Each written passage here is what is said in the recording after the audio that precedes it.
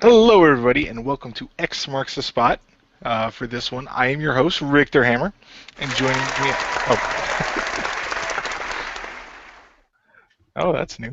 All right, and joining me as per usual is Chriz the Mole. Thank you, Lord Hammertron. Glad to serve. Hashtag Hammertron. And Marcus Shadow. Yes, Lord Hammertron, begin Operation Shit Pay-Per-View. And Mr. James Phoenix. I live to serve, Lord Hammertron.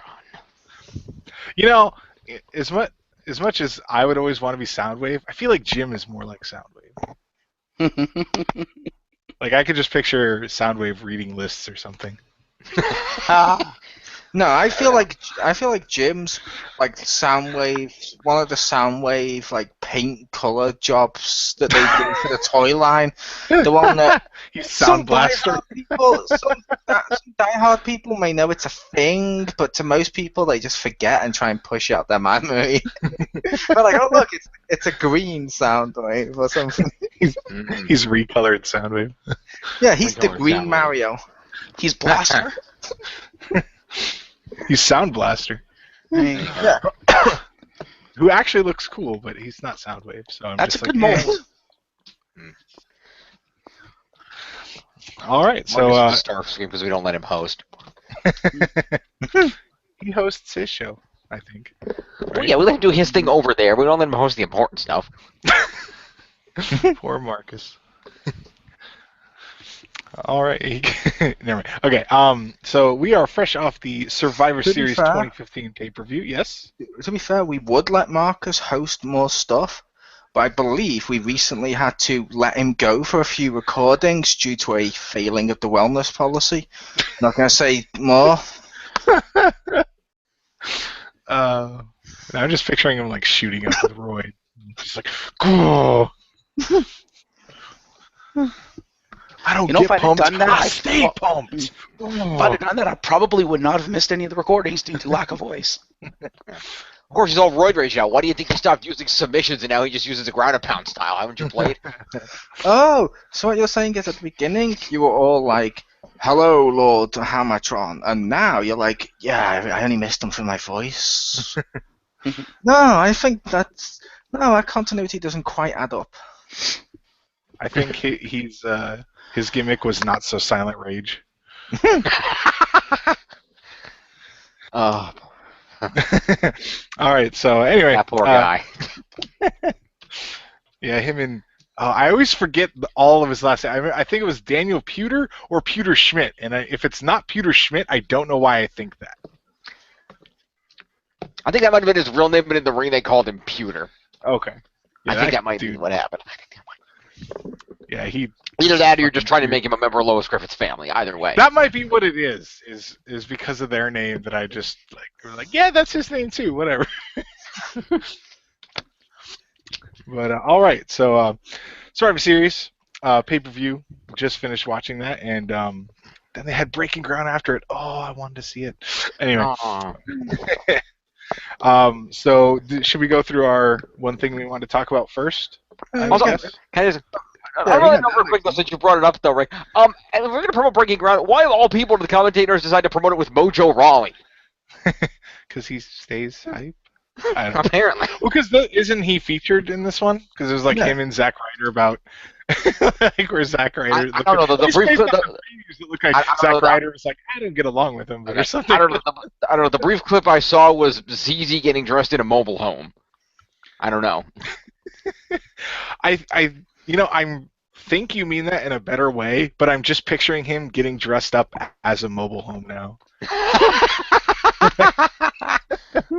Like he's just putting on like a mascot costume of a mobile home, and he's like, I'm gonna go out there and impress him. Well, to be fair, Jim, have you seen the first episode? Will his No. new finisher be the trailer hitch? I thought it was double wide, but yeah, we'll go He trailer was hitch. actually one of the focuses of the first episode, because in the first episode, he was one of the people, him and Baron Corbin were the two people that they were like, okay, yeah, you're ready, go. Okay. Now, he seemed to be dressing up like Gangrel. Like, he put on some suit pants and some shoes. He put on, like, a white shirt with a V-neck on it. He put on some gold medallions. Nice. Okay then. It was actually interesting to see why Mojo Rawley. Based on how selected. Jim described his outfit, well, like especially with the gold medallions and stuff, as dressing as like Gangrel. Whoa! Who knew Tupac dressed like Gangrel? Yeah. I just meant when I said Gangrel, I just meant the white V-neck shirt. Who thought that Jazzy Jeff dressed like him? Favor Flay dressed like Gangrel. Well, We're running out of famous no, singers. Barry dressed Gibb, more just like like Gangrel. Gangrel is the Viking, I think, is what Flava Flav did. That fucking hat. No, Flava Flav dressed like the Boogeyman. No, Favor Flay dressed like Richter CAW if Marcus keeps asking him what he's doing with that option. Both of those are very true. Really gonna give yourself that? No, you know what? I'm just gonna put everything on. Fuck you. Could Wasn't I that be pretty wearing much- any more accessories? Wasn't that pretty much your character last year, Rick? No, my Put on, character last year was apparently the Ascension on the main roster before the Ascension on the main roster. Pretty much.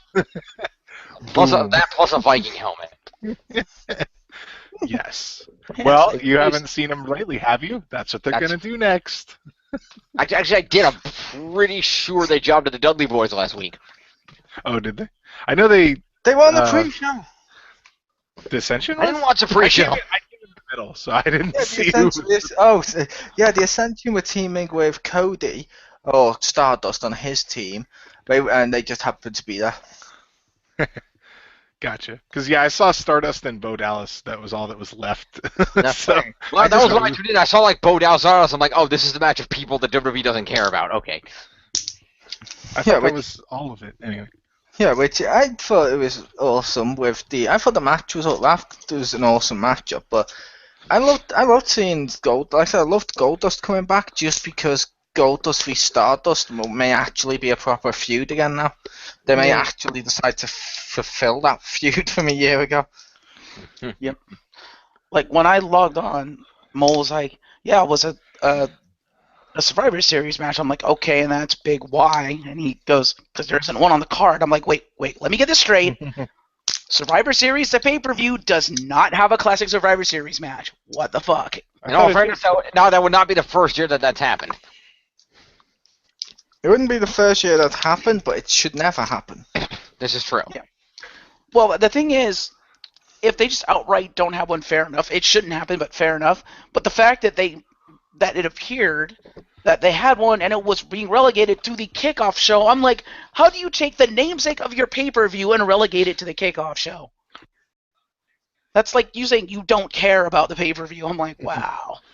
And then they threw another bullshit match together, so they'd be like, see, we have a Survivor Series match. I'm like, oh. I will make the case nowadays the pre-show doesn't matter as opposed to into the terms, because most people watch the pay-per-view on the network, and I believe the reason they still do the pre-shows is a surprising amount of people watch the pre-show. Which is fine. I'm not saying don't do the pre-show. Just So it Right. counts. No, I mean it counts as like an opening match now. Mm. the Survivor Series match is never the opening match. It's always the last match.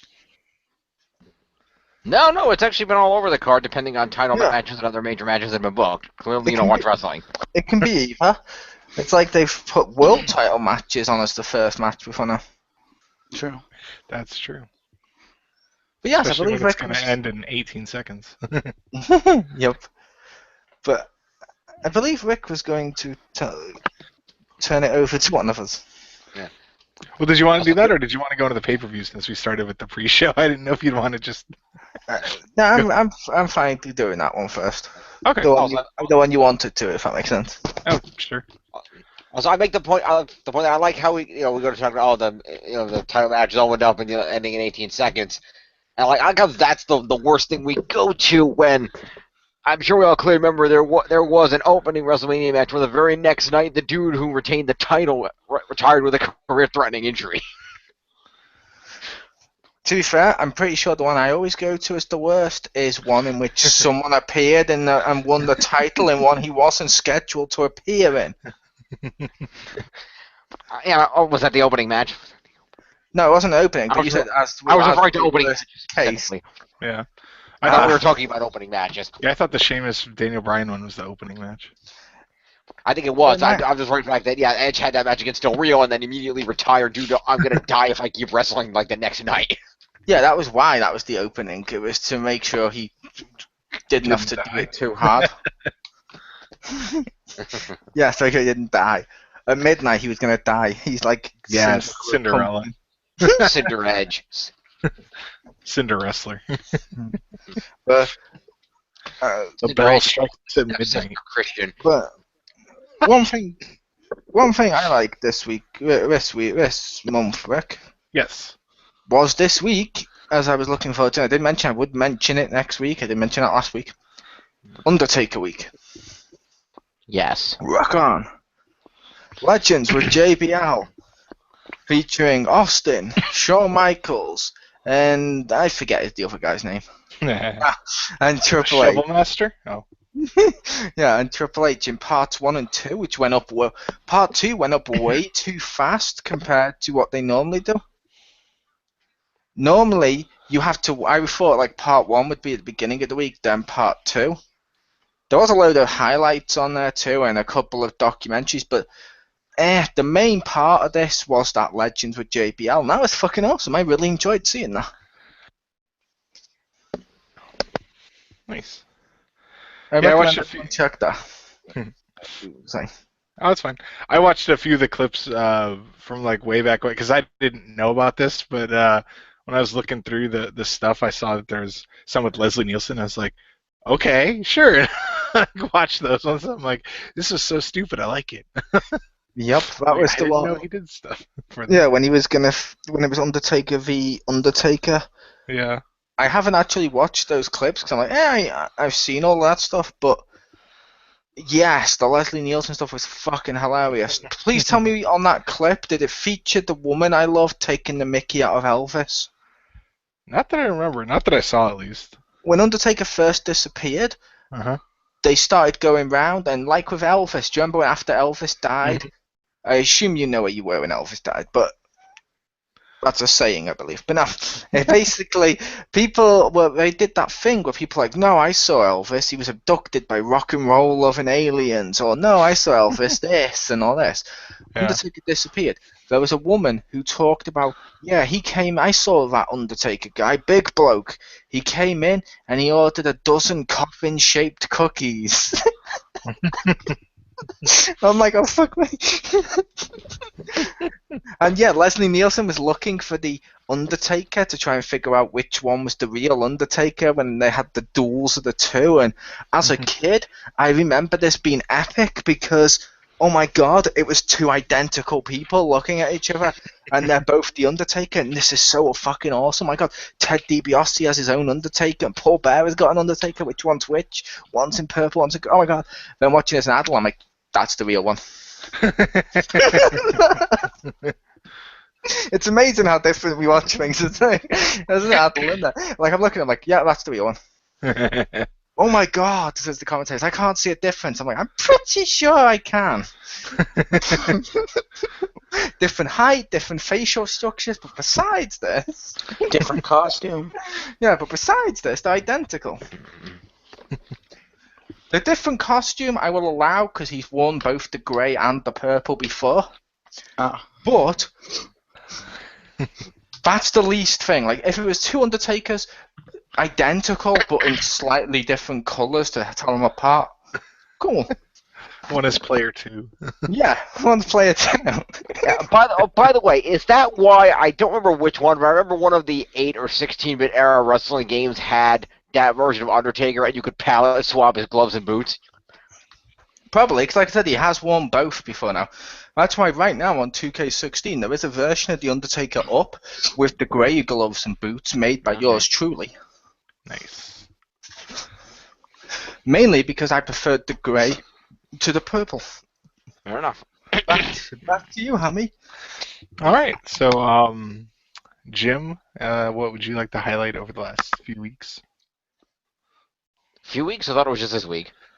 Or okay, then yeah, this week. That's the month, but yeah. Oh, it's the month? Yeah. Nobody told me that. Told you that last month. Well, whatever. I was a WWE fan, so I can't remember more than a week in the past anyway. Um, so just the thing I had is my top award that I was going to give anyway. I'll just do it anyway. I like this past week on Raw where they where Bray Wyatt and the Undertaker got into a supernatural fight, and Undertaker's like, "I have druids," and everyone's like, "I put sheep masks on your druids." Like, okay, I guess that's a counter. Why when you said that, Jim? Like, no, I put sheep masks on them. Why are you making it sound like it's just Undertaker and Bray Wyatt playing Yu-Gi-Oh with druids? They're playing Super Fight. Yeah, it's like a super fight. Yeah. Oh, but then I would summon druids. Oh yeah, well I would put sheep masks on them and charm your druids so they'd be on my side. Yeah. That also works. Yeah. I was thinking well, you made it sound like it made it sound like instead of swords of revealing light, it's like sheep masks of revealing light. I summoned druids in attack mode. You activated my trap card. Sheep masked. Why are we talking the same? I don't know. Just make your move. I activated my trap card. I have the whole world in my hand. I can only play this when all pieces of the world are in my hand. I have put myself and other cards face down on the table. Find me. I find you. I choose the card underneath your buzzards card. I like the idea of this, like the idea of Bray just going into a card shop and be like, no, anyone but you, Karibo. Anyone but you. As he makes his deck. We need to make a WWE Yu-Gi-Oh deck now. Yes. Activate my counter trap card, sheep tokens. But that's not a counter trap. I have all the powers. Is that why Undertaker wins a lot? He has Raigeki. Yes. Pretty much. All right. So then Marcus, your award thing you want to talk about? Sure. No, he has dark magic attack. That's But this month, honestly, everything but the wrestling. Like, Raw sucked balls. I didn't like Raw that much this week. It was kind of uninteresting. Not because Raw was bad, per se, but because there was no build-up for Survivor Series because of the whole Seth Rollins thing. Because they were going one direction, and then halfway into the month, boom, Seth Rollins blows out his knees, and they're like, fuck us. To be fair, that tournament is built up to Survivor Series. I know, but Better build up than they probably would have had if Seth Rollins hadn't blown his knee out. No, it would have been better build up because you would have had a build up for a Survivor Series match, which was sorely lacking. Like, literally, it's going into Survivor Series and they don't hype up a Survivor Series match. No. And I didn't like the tournament or anything. But the one thing I did like, actually, was a lot of stuff on the network. Like, Table for Three. That's a fucking awesome show. And the Table for Threes this month have been actually pretty good and interesting. I think so far, Table for Three is probably my favorite show on the network. It is a really good show. I like that one. Yeah. I also saw the Austin 2-part sit-down with the 25 Years of Undertaker thing, which was pretty good, except they almost talked about everything but The Undertaker, which was kind of weird. I mean, they talked about The Undertaker, but I think the majority of what they were talking about was stuff around The Undertaker. They never actually really talked about him. They were talking about, like, themselves and stuff, and I was like, guys, this is about The Undertaker. It's about The Undertaker, but they were talking about their experiences and what that experience is of, like, how each one views the man of The Undertaker and how the character has always got this air of, like, mystique about him, so they continued that through that. I thought it was kind of interesting. You got to hear some cool stuff from it. Yeah, it was interesting, and it was surreal seeing JBL, Stone Cold Steve Austin, Shawn Michaels, and Triple H fucking losing it like every other story. Like, just non-stop laughing. I'm like, you guys aren't supposed to laugh. What the fuck? But it was kind of awesome just to hear, like, the old war stories, as it were. Yep. Nice. All right, so for mine, also on the network. But I'm gonna go with Breaking Ground because I really like that show. I also I like. love that show. I was sad that it wasn't on last Monday because because I went to watch it a couple days ago. I was like, wait a minute, it wasn't there. And then I asked Mole like the next day. I was like, did they not show it last Monday? He's like, no, they showed the Undertaker thing. And I was like, oh, but so I was like, oh crap. But then And they're showing and, it now or and the thing that confuses me, they're uh showing it now after Survivor Series. Tomorrow after Raw, it doesn't look like it's a brand new breaking. yeah. It's like put it on after Raw. That's what's scheduled. No. Oh, look, we're giving it you a day early. Congratulations. No one cares. Yeah. That's not when we watched it. Did you miss last week's? Good, because we didn't have one, so you can have this one a day early. Oh, do we still get the one we missed? No! Ha ha ha! Oh. I also love that we're gonna give it to you early, and they put it on after the event. They know like 50% of the people watching this they're not gonna sit through the end of the previous show. Could be. It was like, Yeah. yeah, good job. To be fair, a lot of them will stay watching if they see Breaking Ground on there. I like that show. I'm gonna make a case. That's what Tough Enough should be. I could see that. Don't get me wrong, we have Tough Enough, and we had Tough Talk, but that strangely disappeared. Dum bum bum. But yeah, with Tough Enough, I like the original Tough Enoughs, like back in the day. Like, do you remember the one where Taz was yelling at someone from the back of a pickup truck for being a fat piece of crap, and they had to run after him? No irony there, I'm just pointing that out. Basically, with this, I like that stuff. Whereas this one, it was more like, oh, look, how can we make ZZ look silly this week? And then say he has natural charisma. It's like, oh, okay. I liked Breaking Ground because it feels real. It's like the best of Total Divas, the best of Tough Enough with a hint of NXT mixed together. And it feels like this is what a show like Tough Enough should be, because this gets you used to these characters on their journey, and I like that. Well, isn't it effectively real? Because isn't it effectively just they took a camera and tossed it into the performance center and said, go? Well, I say effectively it's like them, because I'm not going to say it's 100% real. I'm pretty sure some of this, because it's WWE and because it's reality TV, they will stage parts of it. They do it with all reality TV shows. True. Even Tough Enough, it's supposed to be, quote, real, seemed staged on part of it. Well, I like that it's... Oh, yeah, go ahead. I was just going to say, this seems like the most unstaged thing of everything I've seen. Just because, like I said, it feels like they just took a camera and dropped it in the performance center and said, yeah, this is what the men and women in the performance center go through. Enjoy. You know, and then I'm pretty sure some of the backstage, quote-unquote, stuff is probably staged, but... Yeah, like I said, it could be. I don't know. I'm just making the case of with it being WWE in reality. I'm not going to say either way. Like, for example, I talked with, what's his name, Richter. Okay, I'm kidding. I'm kidding. I talked to Richter about this show the other day. And do you remember, like you said, with the Yeti thing where he came back and he did the Yeti and it seemed to be exactly the same promo? Mm-hmm.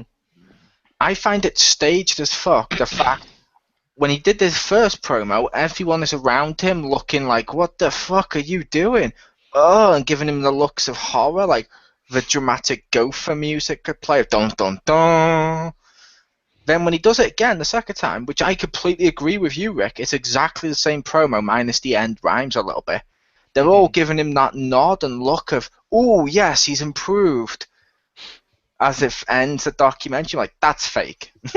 That's clearly staged to make us say, oh my god, look how he's improving. But I'm not sure if you would agree with that. Because it seemed really weird how, to me and you, that seemed like the exact same promo, but to everyone watching it, they were like, impressive. They even did the chin stroke on one of them with, I just like that it's borderline kayfabe. Like, you know, like they're still using their wrestling names, but you know, like when they're talking to like Tyler Breeze, and he's like, "Yeah, I tried different characters, but you know, Tyler Breeze is the one that's stuck." And I like that it's like just, you know, like they're just not quite their actual person. They're still like called their name, but they're talking about it Yeah. more, from the other side of like this is a character they play, and I really really like that. So I was like, this is I pretty like cool. that. And just seeing them do random shit like when he and what's the Perfect 10 guy? Now I just forgot his name. Tyler Durden, sure.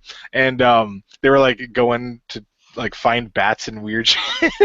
Just like okay, like arguing at the Alamo about like what happened there, where like Breeze and Corbin are just like If they were looking for bats, did they check the rafters? Because Sting probably left a couple up there. Oh, I thought you were referring to Undertaker's costume. No. Clearly, if they're looking for bats, they have to check all the caves in the underground. Since it is Undertaker 25th, I will have to ask. Please tell me someone remembers him coming down as a giant bat. That sounds vaguely familiar. Was not around for that, but I remember hearing about it. Fair enough.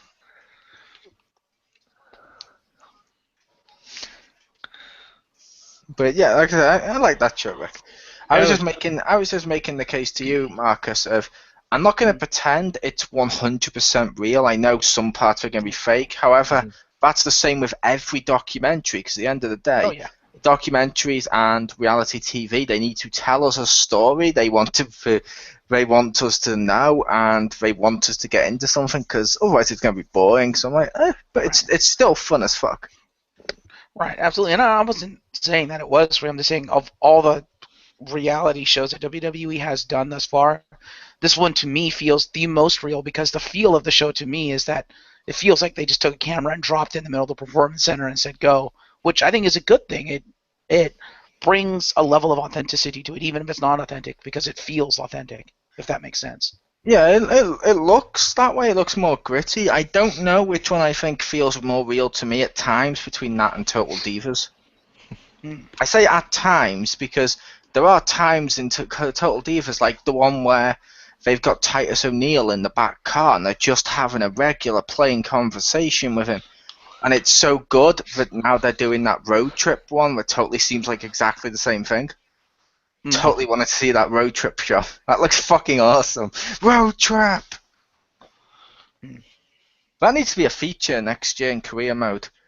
To get yourself over, you need to choose how to publish yourself. Like, you can go on road trip or meal dinner for 2 or 3 or something. There you go. Well, I would say that the one thing that's like, it's not that I don't like it, but it's kind of funny, was they tried to like build up suspense in like the first episode of like, someone's not gonna make it, and I'm just like, because with Devin or whatever, it's like she got fired like a week ago, so I'm betting it's her. And then like the next episode, it's like, gotta let you go. It's like, yeah. Yeah, I There's saw a fair amount of that. people that saw that coming because we read that. Yeah, she was fired, and it's like, and it's like you felt sorry for her because she kept talking as well in the same episode about how she really wants to try and she thinks this will be her chance to prove it. And I'm like, well, dear, I'm afraid I've got some bad news. But yeah, I believe we have bad news for Rick as well. We have a pay-per-view to go. Yeah, if any situation called for a Bad News Barrett cameo, that was it. That would have been harsh, because that would mean they were planning to fire her, then build her up in a documentary to exploit it for the sole purpose of a Barrett joke. That'd be so much worse.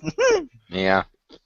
And yet it would make be really fucking funny though. It'd be horrible and I'd feel bad, but holy shit, I'd probably still be laughing. Yeah, I completely agree. That's fucking hilarious, but horrible.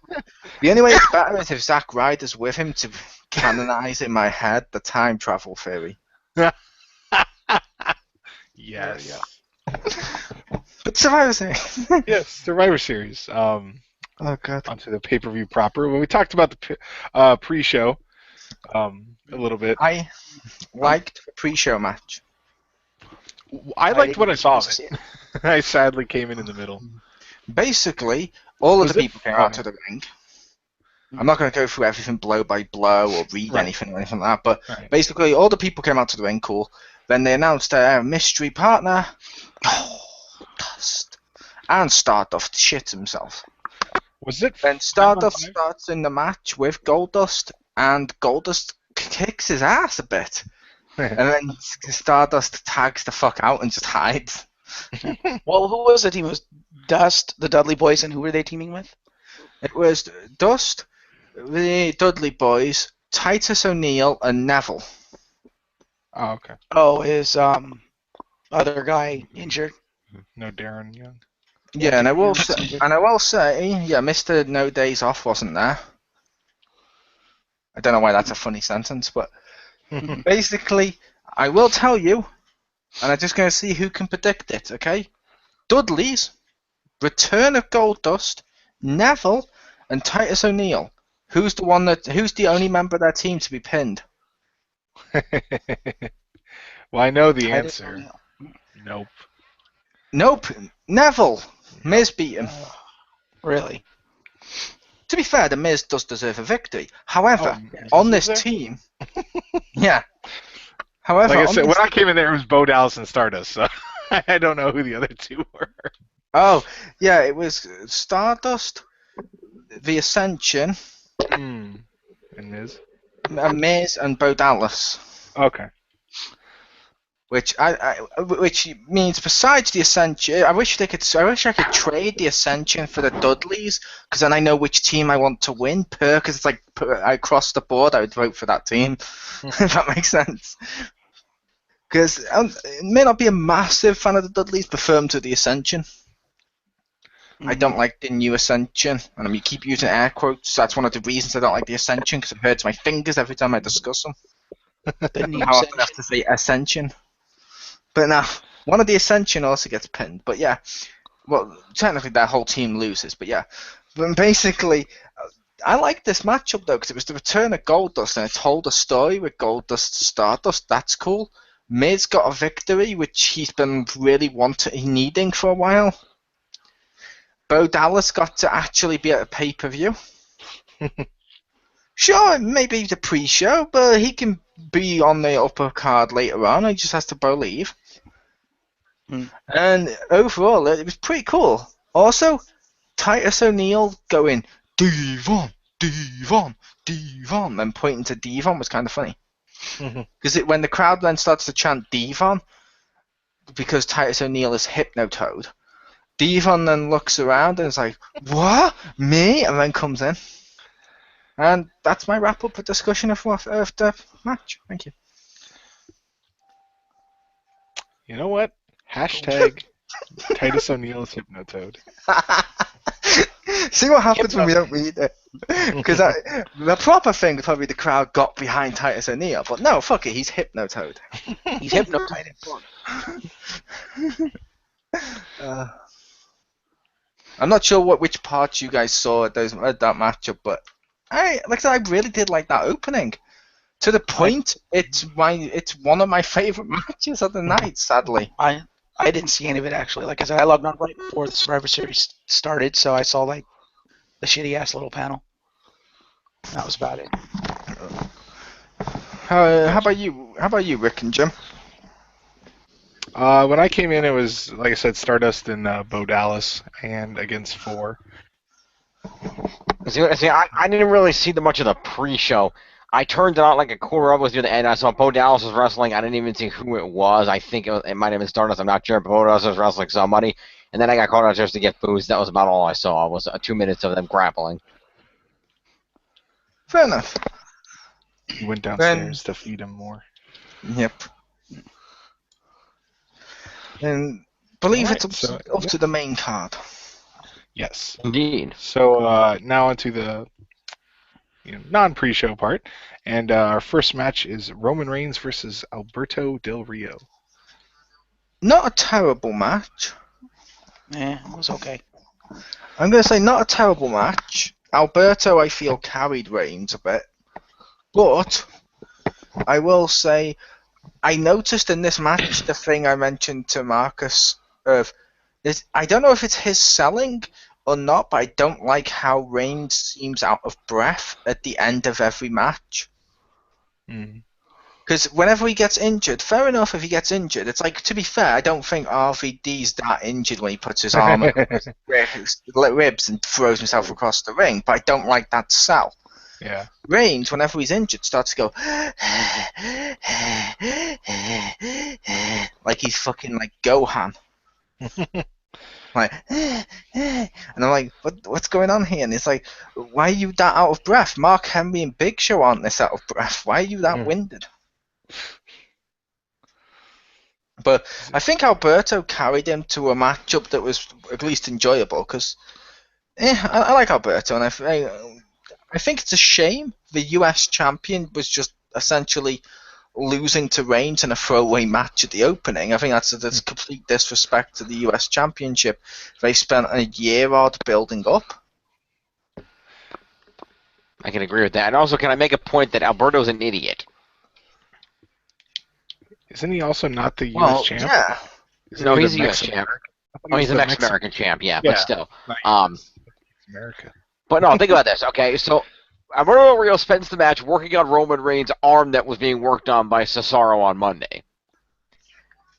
Or whoever the hell he was fighting. Yeah. And he's the whole time working on this arm here. He dodges what Roman Reigns inadvertently spears a turnbuckle post.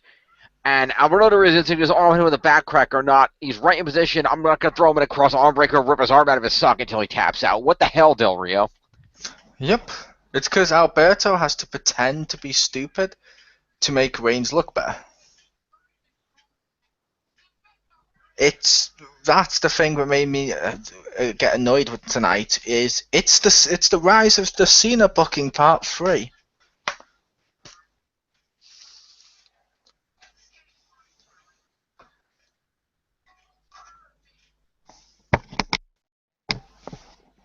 Pretty much.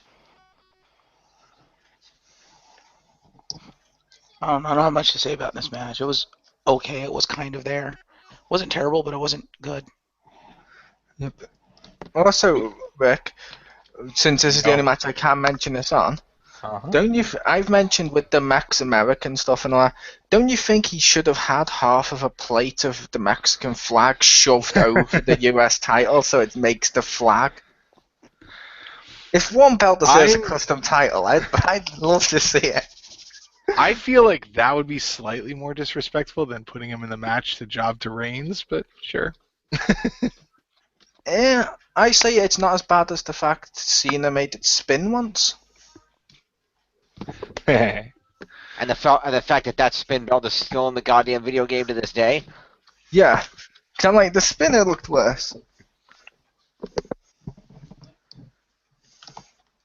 But yeah, I thought that would be funny. Them making it the Mex American Championship. I'm like, that's funny. Gotcha. Okay then. Yeah, it was okay match. So on to the next match, we had Ambrose v Owens, which I think was a much better match than the previous one. Just to establish now, are we covering backstage segments or? If you wanted to mention something, I never jot down when they are unless there's something really good.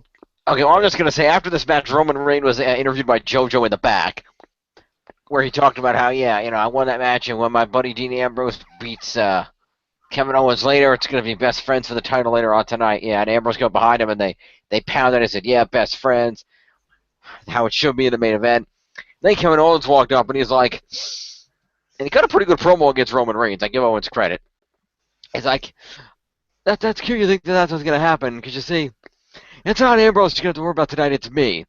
So you got to realize, I'm watching you, and you've come this close so many times, and tonight's just going to be another one of those nights. You came so close at WrestleMania, and then Seth Rollins stopped you. You came close to winning the Money in the Bank match, then Bray Wyatt stopped you. And tonight you're going to come that close again. But tonight, I'm the guy that's going to stop you. Yep. Owens does tend to cut some great promos. He does. I think the reason why is because he has that weird.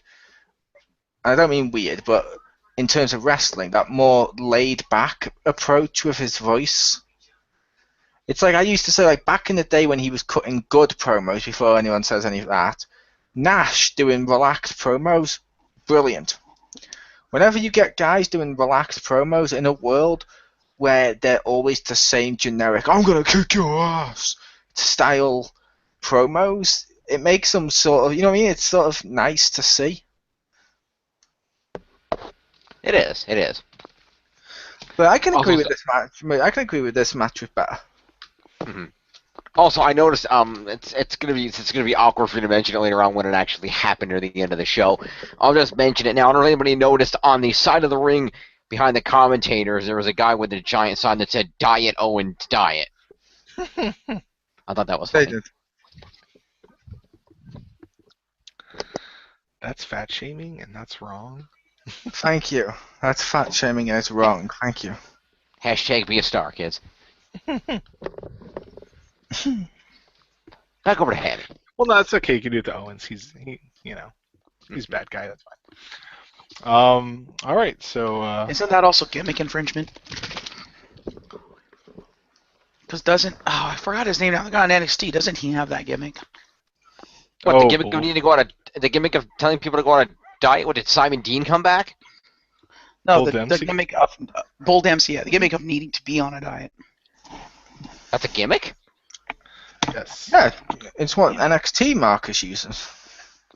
NXT Marcus. I'm going to say this joke is in poor taste, if you will, but you can talk about him having that or Owens having that, but Big Daddy V invented that gimmick.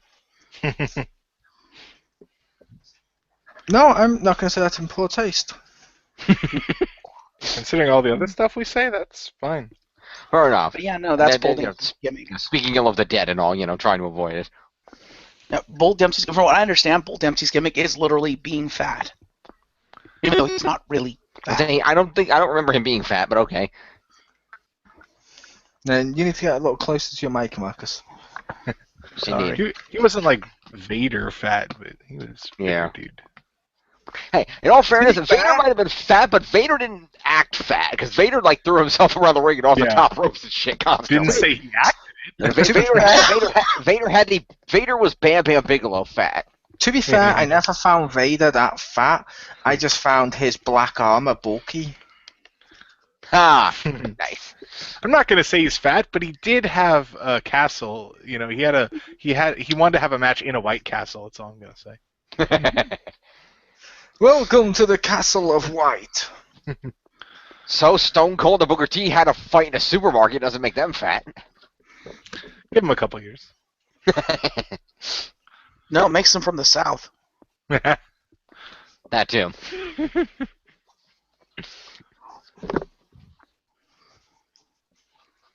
And it wasn't a real White Castle. That would have been actually less awkward than the one that they had.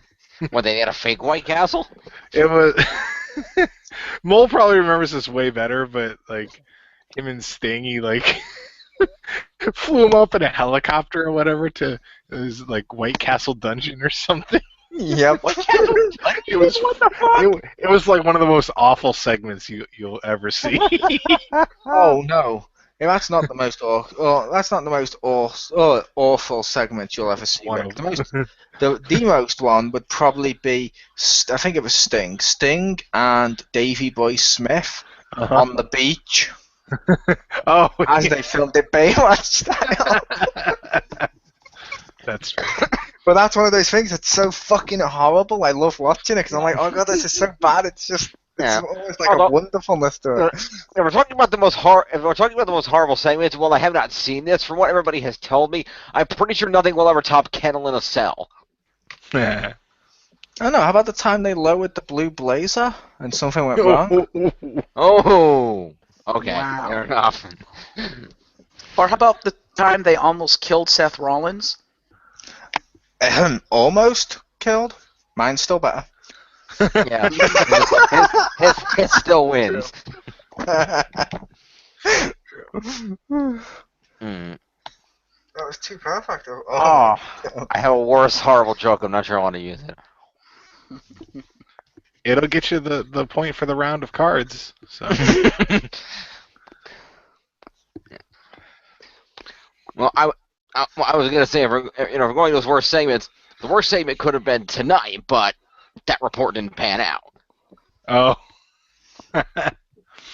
Ouch. Yep. that is true. Thank goodness, Apparently, the FBI was on their game. Good job, guys. yeah. ISIS attack. That'll put butts in the seats. Apparently, Vince McMahon is pretty mad at ISIS for no-showing the event. Apparently now ISIS has been blacklisted and will not be appearing at any wrestling events anywhere near America anytime soon due to the no-showing. Does that mean they're going to TNA?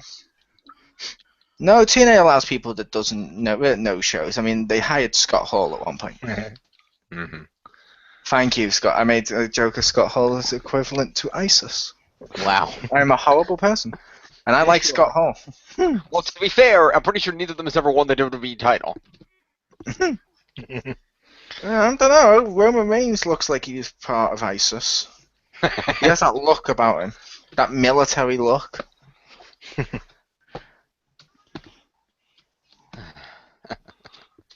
Hey, if there was jokes going around that Cena was basically a black guy around the time he was being built up this way, can't we make jokes that Reigns is basically an ISIS guy?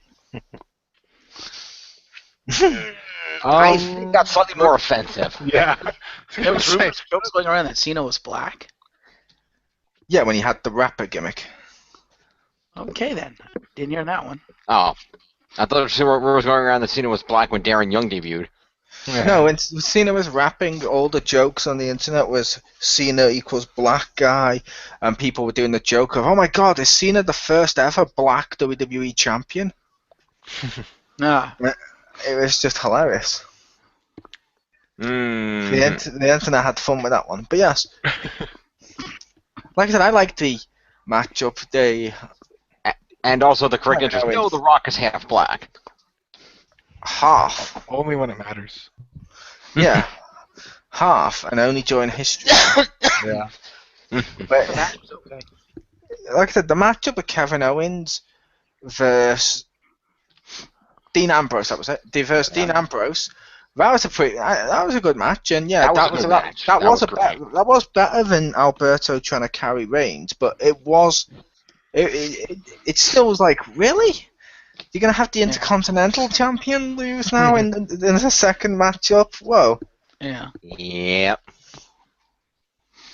Do they forget these titles also mean something? Yes. Yes. I was surprised they put him in the tournament instead of having them, defend their titles. Well, to be fair, I feel like if they do have the belt, they should be like auto in the tournament. But Yeah, but I mean, not TNA style where you cash in your belt or whatever it was. But yeah, I always feel if they got the belt, they shouldn't be, because then otherwise it's unfair to them. Not in that regard, but in the regard of like storylines of what Seth Rollins said of like when it comes to Night of Champions or something like that, they're expected to have 2 matches then if they win.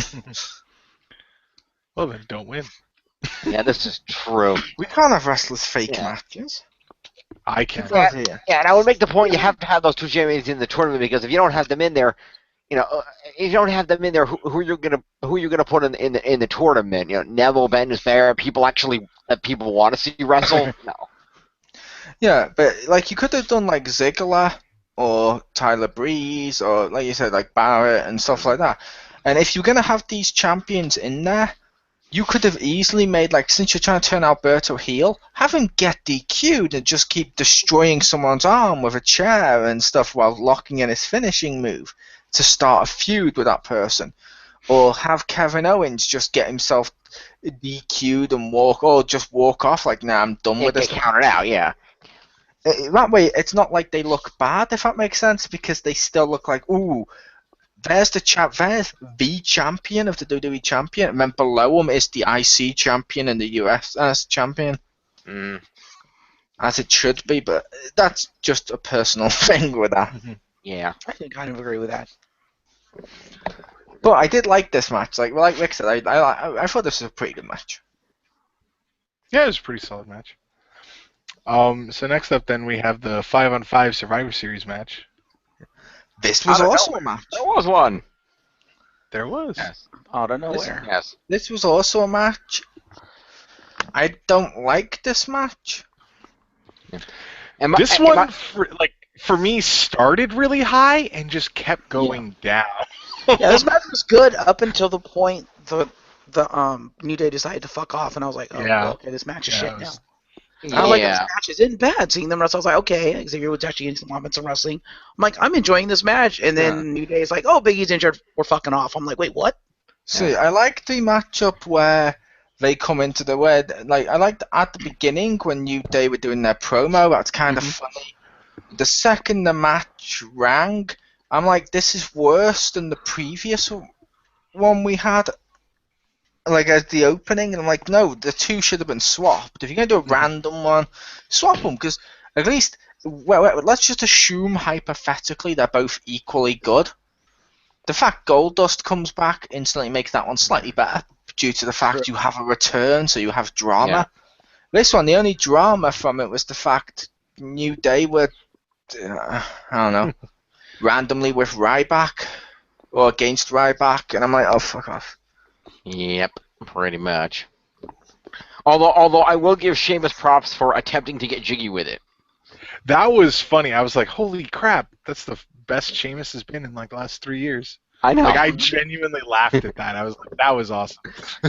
I like that too, and he's like that, and they just stare at him all. Yeah. And the New Big Day's E's like, "What don't are do you-" that anymore. Yeah.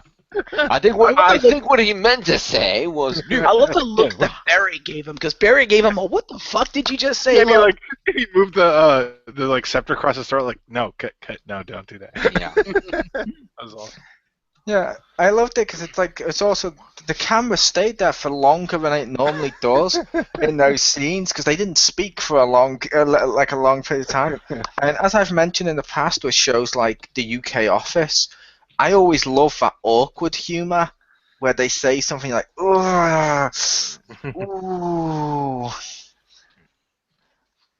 That might just be me on that humor, but it's a case of with the yeah, like you said, I loved this. I loved that segment.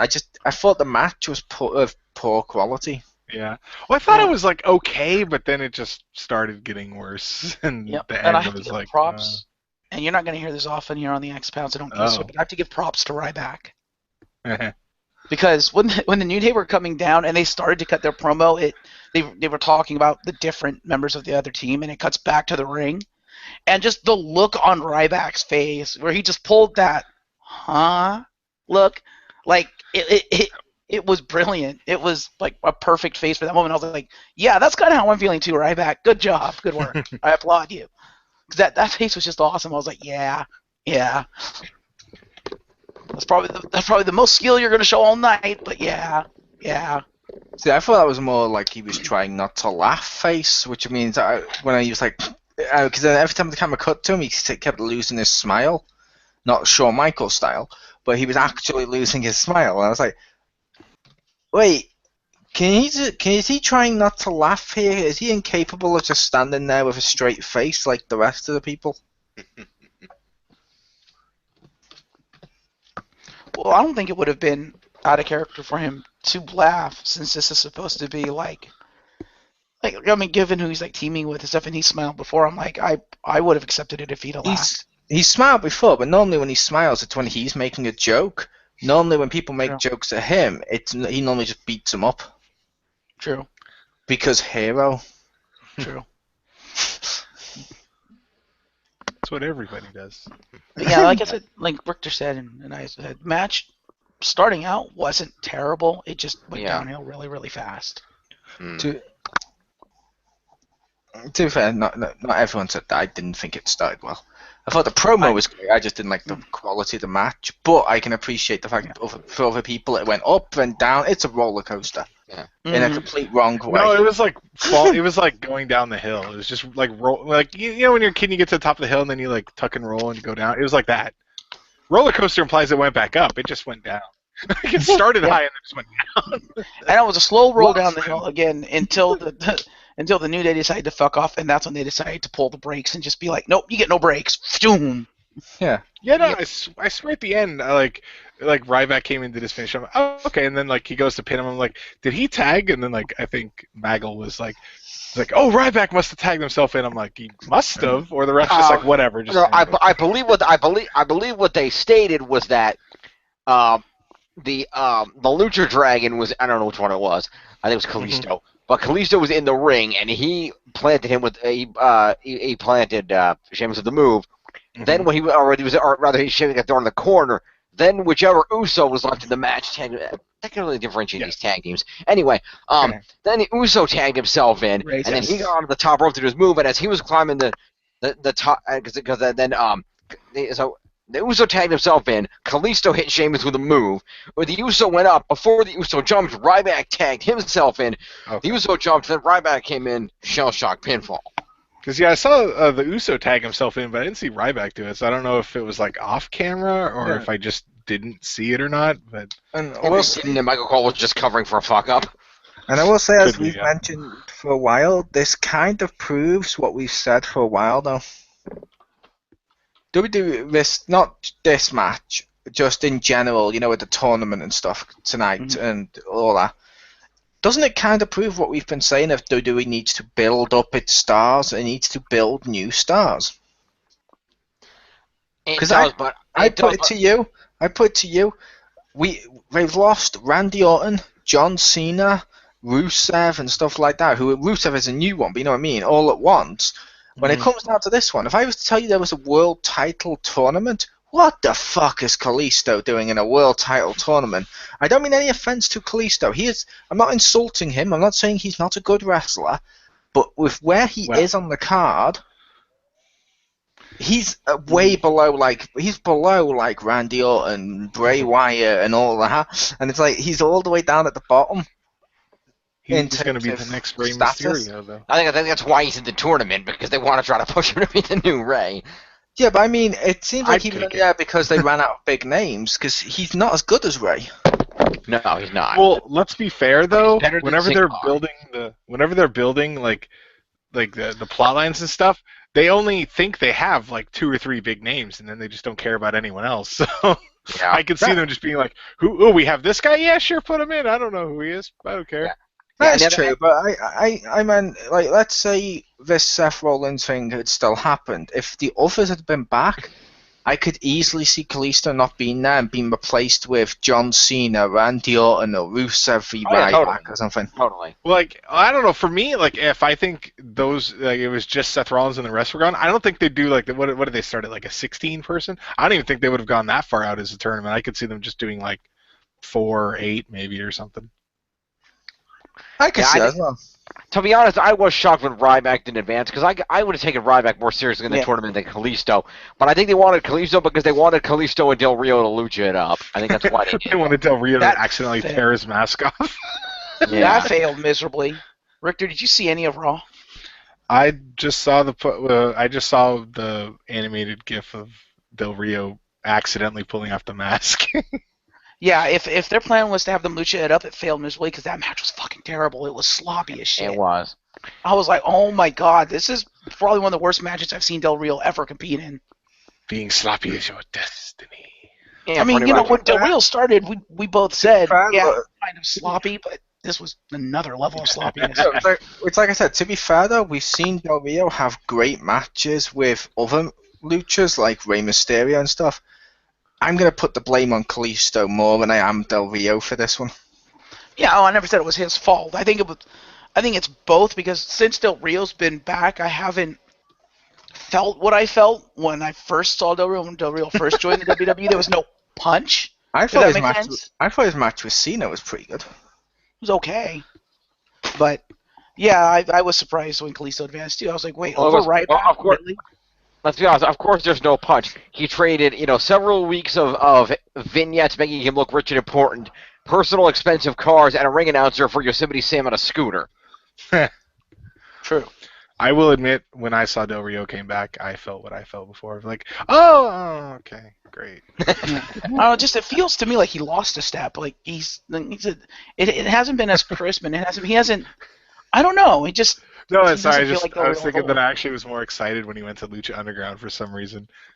Because I was like, oh wow, they could do something with it. I don't know. I don't really like him that much, but I was like, oh, that makes sense. It just seemed like he was going to be in a different role, and I'm like, that's kind of neat. Yeah, but then went down there and he was basically Alberto Del Rio. Yeah. See, I thought when he came back and he had the match with Cena, and I know Jim said something similar-ish when we were watching it the other night. That was a damn good match. Del Rio v. Cena put on a damn good match. It was And a it good may be one of the best matches Cena's done in the Open Challenge, which contains matches with everyone from like Sami Zayn all the way up to like Rusev and Kevin Owens and stuff like that. And Del Rio's is probably the best one. It was a good match. I disagree the with best that. one, but it was a good match.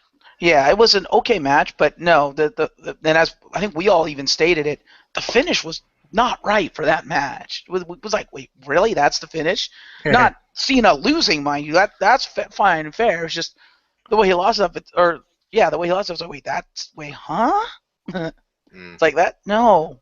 Yeah, but as I've mentioned before now, I don't think a finish necessarily ruins the match, per se. It's like when people are like, boo, Daniel Bryan didn't win the Rumble. This whole Rumble is shit. It's like, yeah, it was still a good Rumble.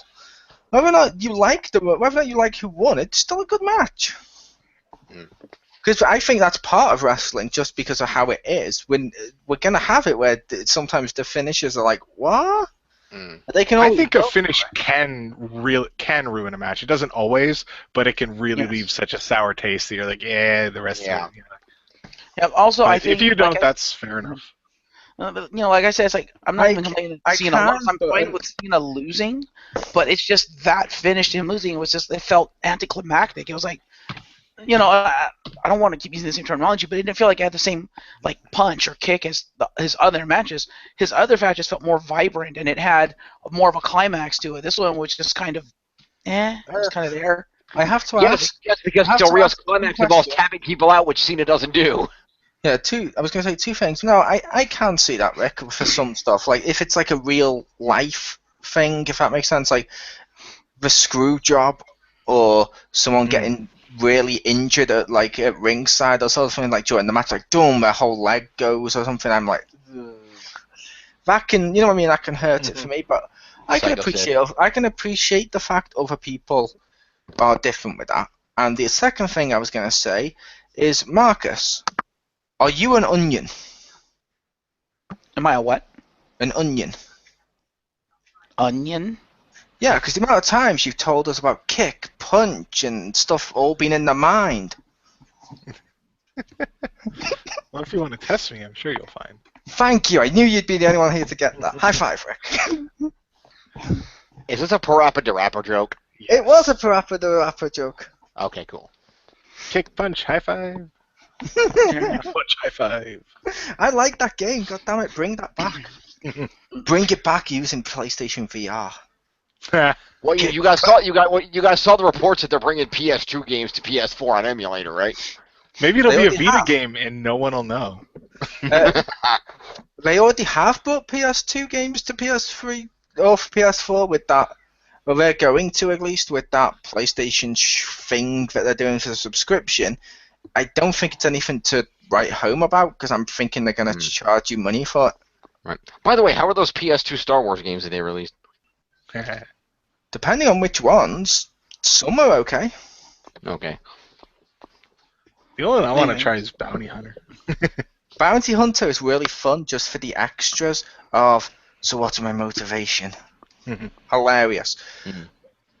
The one I did like, I think it's Bombay Racing or something, only because, I'm sorry, little big-headed Darth Maul in like a cart. Hilarious. You had me. You had me at the cover of big-headed Star Wars people. Yes, this has become Survivor Series on the Gaming Zone with Chriz, a.k.a. the Mole. And we're getting back into the match. That bad that we were like, let's talk about PS2 games. To be fair, this is not the most it's been off topic this entire conversation. No, it's not. Fair enough. But speaking of horrible things that happened in this match, bringing this back around, am I the only one that got terrified when Ryback went on the top? We're like, oh god, he's about to injure everyone in the match simultaneously. I was just like, are they? I thought he was gonna botch it so bad he'd stay still and the whole ring would go up and down. He just glitches it. Yeah. Wow. That's his physics. Well, it would have been accurate to the video game. Exactly. Yeah, he goes up, and I was like, wow, they're gonna have him jump. Yeah, they need all 9 guys down there. Yeah. Yeah, I mean, I heard them. The crowd started chanting, feed me more, feed me more. I'm like, why are they chanting? I was like, oh, Ryback is still up there. Okay, fair enough. And then he started to climb. I'm like, oh my god, they are not chanting for him to. Oh. I love how all the guys were down there. Ryback's about to take out all the dudes, and Wade Barrett's just standing on the other side of the ring, like, nope, not getting involved in this, not doing it.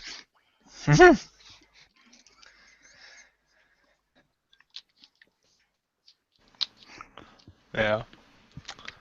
All right, so on to the next match, I guess.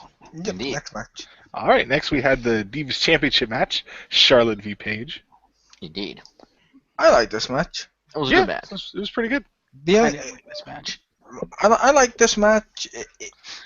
I thought they did well at the submission style, if that makes sense, because both were doing submission style during it, which some people may find that boring, but I like that style, and it seemed to work. My only complaint, and I don't know if anyone would agree, is a lot of times Charlotte sounds bored when she's out there. A little bit. Not all the time, but I mean, like when she's doing her her knee that her dad did, it was like I'm like, really? Is Pew wrestling? No, I just thought they were both, especially Paige, just way too effing noisy. I was like, oh, Melina's wrestling. Oh, okay, never mind.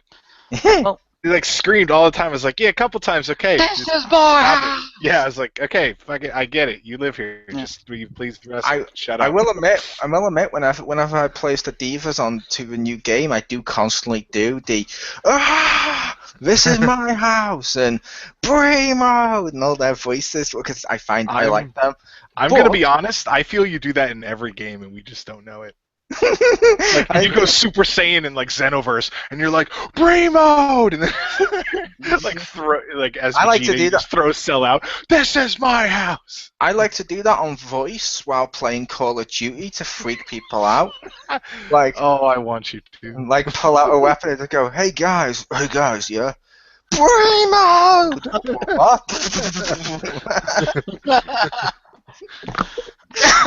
I'm relatively sure that the correct answer for that for Call of Duty is, come on, I am a mercenary! Just start shooting people. there you go. That's why I'm playing Minecraft. I run in and attack people's villages. Story mode.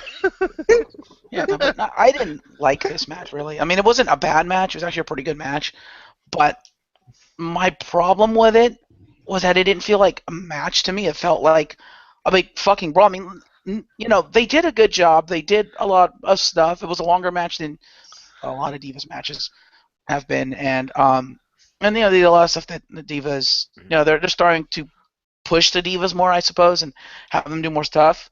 But to me, and I might be the minority here, I enjoyed watching Nikki Bella wrestle more than I enjoyed watching Paige.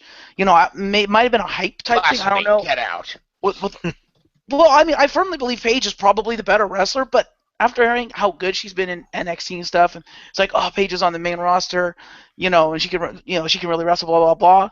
My entire mantra since she's debuted was show me, and she has yet to show me. And in my opinion, the Charlotte and Nikki Bella match, last one, Nikki Bella, in my opinion, showed more skill than Paige has showed her entire run on the main roster, because they don't. Either A, she's not as good as people are making out, or they don't let her actually fucking wrestle. This match was the closest they've come to letting her wrestle. Yeah, she pulled out submission moves, and that was cool, but it was more dragged out, knockdown, brawl than anything. It was more like a hardcore brawl than anything else. I'm like, I just want to see them wrestle. Don't have them fucking powerbomb each other on a fucking apron or crotch them on the tables, yada, yada, yada. No, leave them in the ring, have them fucking wrestle, show me that Paige can wrestle. They have yet to do that, and to me, the Nikki Bella match was just a better match. Thank God you said to go back into the archives of the WWE Network and watch all of NXT. Hang on, I was going to say, how can you say, no, I just want to see them wrestle, don't do moves on the commentary table? They're moves, that's part of a match. The guys do that too. Yeah, but it almost falls into almost, but not quite, because they didn't just start pulling out random weapons.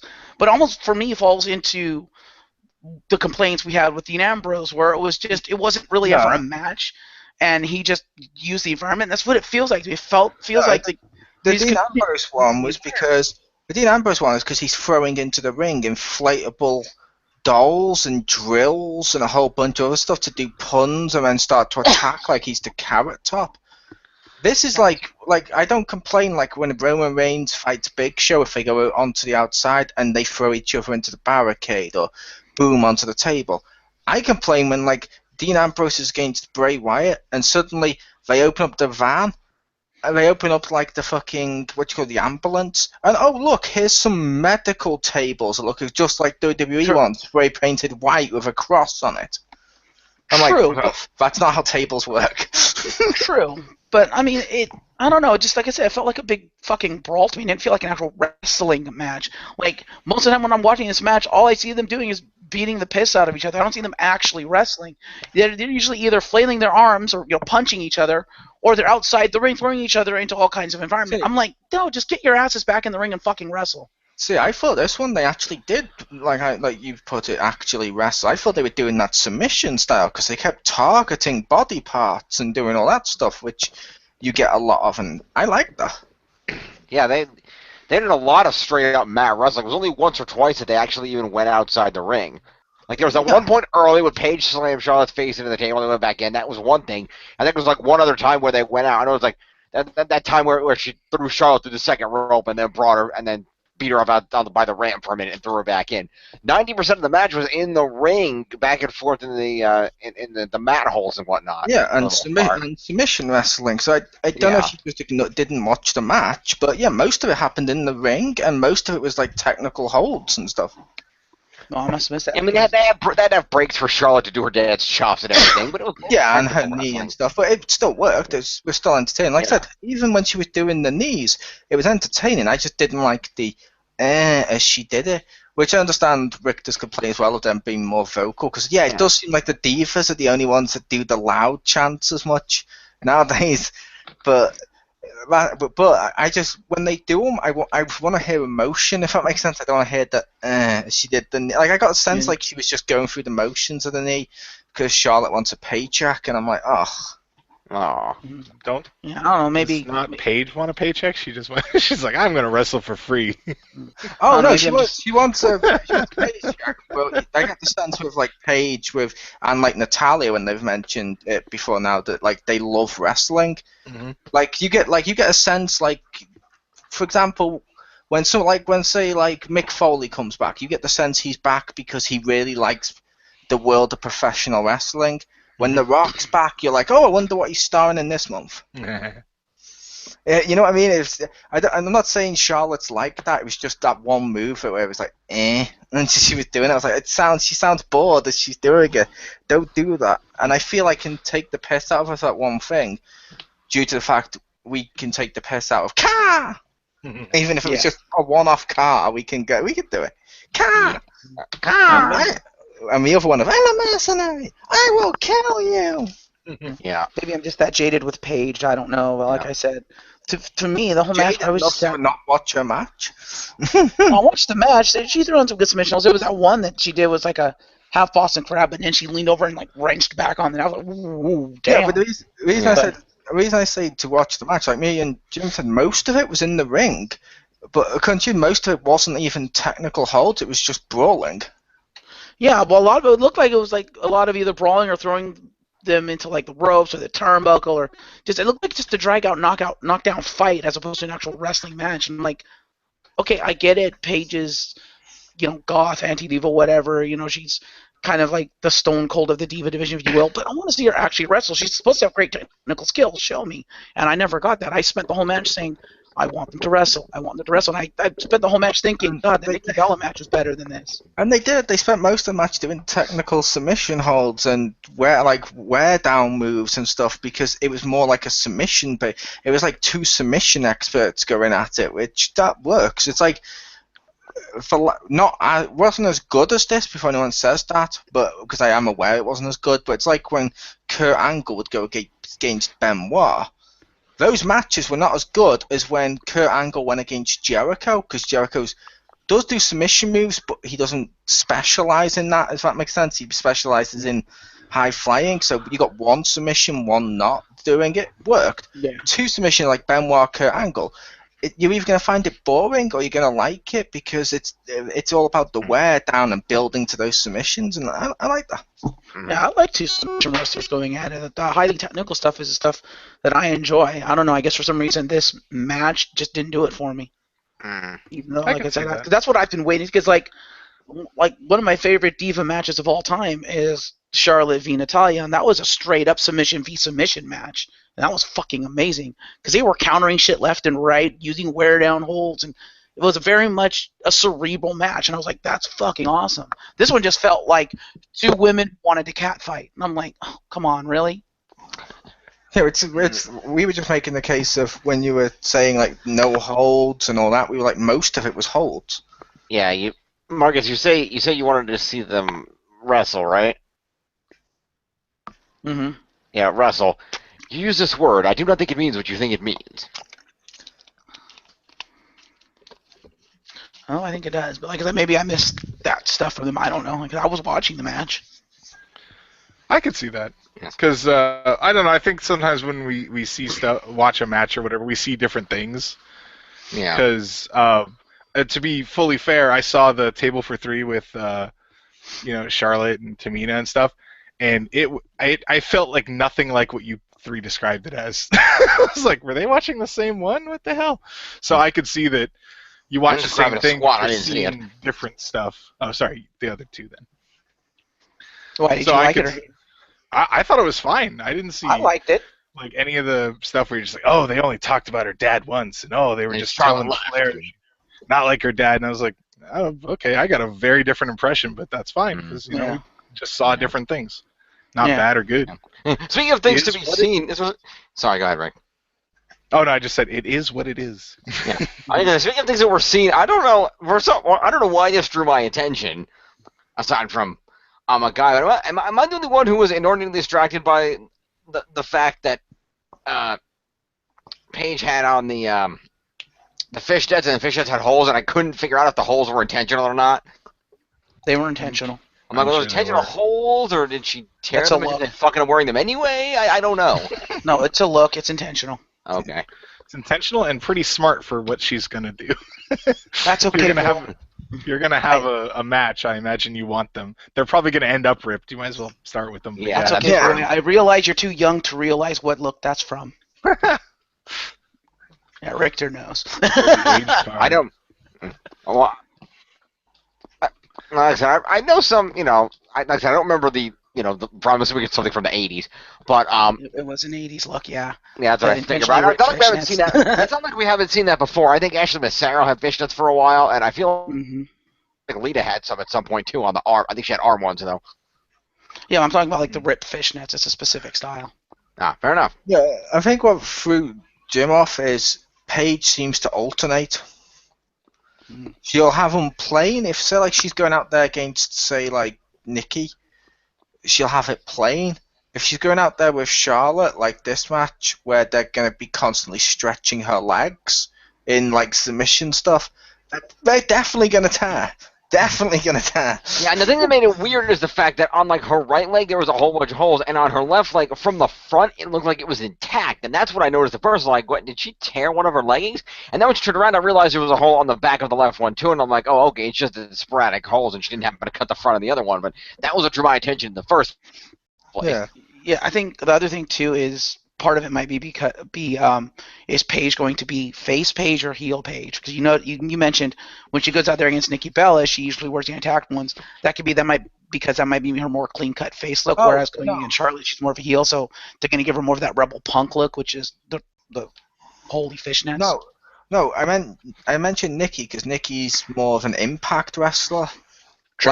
Like when she goes against Natalya, who's also when she goes against Natalya, who's also does submissions and stuff, and especially the sharpshooter, she has more the rips on there because her legs are going to spend a lot of time being stretched.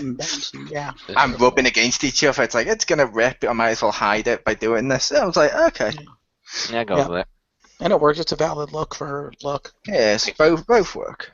That makes sense. I want to see Rick in fishnet stockings. Nope, I don't. He can't. That's gimmick infringement on Simon. Is that gonna be? Can we have that as DLC for 2K16, Rick? I don't think you have enough money to download that. Aw, I want to see Mrs. Dadfire. Mrs. Dadfire. No. Rick doing drag. That to reminds me, I complete need the to take division. myself down Yeah. because now that's going to Yeah, happen. not already missed it. I need to do No, myself no, down. that's I not won't Mrs. get- Dadfire. That's Mrs. Sadfire. Fuck you. That's Yeah. what I was gonna say. Stop. I know. That's why I said it first. I will say that is a great pun, Jim. Thank you. No, I will say, Rick, I promise I will not download you and then turn you into that. Or anything. I won't turn you into anything. If it makes sense. It's not like going to be, oh, look, there's Richter's fake diesel. Yes. I'm fake Kane. Yeah, It's sad Kane. it's the sad show. Richter's Undertaker in the gray gloves and boots. Yeah. Welcome So, to the Mrs. Sad X-Marks. No, further Kane. Mhm. So would Mrs. Sadfire then be the WWE gimmick equivalent for Mole's mama? Mhm. Wouldn't that be Brutus Clay's mama? Yeah. Well, but you're not black. But with the magic of superstar threads, now I am. I also don't dress up in fishnets, but people are okay with that. but if they put me in, like, if they make me black, that's too far. We can't imagine that. Yeah, he'll be the Toys R Us Hulk Hogan toy Yes. figure version of Richter Hammer. I thought they already had that. Isn't it called Mark Henry? Oh, he has hair. It's Ahmed Johnson. Hey, Ahmed Johnson. it's- Okay. Yeah, it's like, for example, if you look at that toy line didn't get tans right on some of the figures. Like Macho Man looked more like the TNA guy. Yes, Nice. I liked him. Jay Lethal. Black Machismo, I think, right? I believe, Yeah, I believe his name is Black Joe Man. Electro Man. There you go. Yeah, wasn't it Jay Lethal? I think that was his, yeah. Black machismo with Jay Lethal. Yeah, black machismo. Why does everyone keep calling me that? It's Black Joe Man. Mach Bro Man. Yeah. That's There the you go. that's the only way you can do it ever since Blackula. Of whenever someone's black and a black version of someone is white, you have to put the blah in front of their name.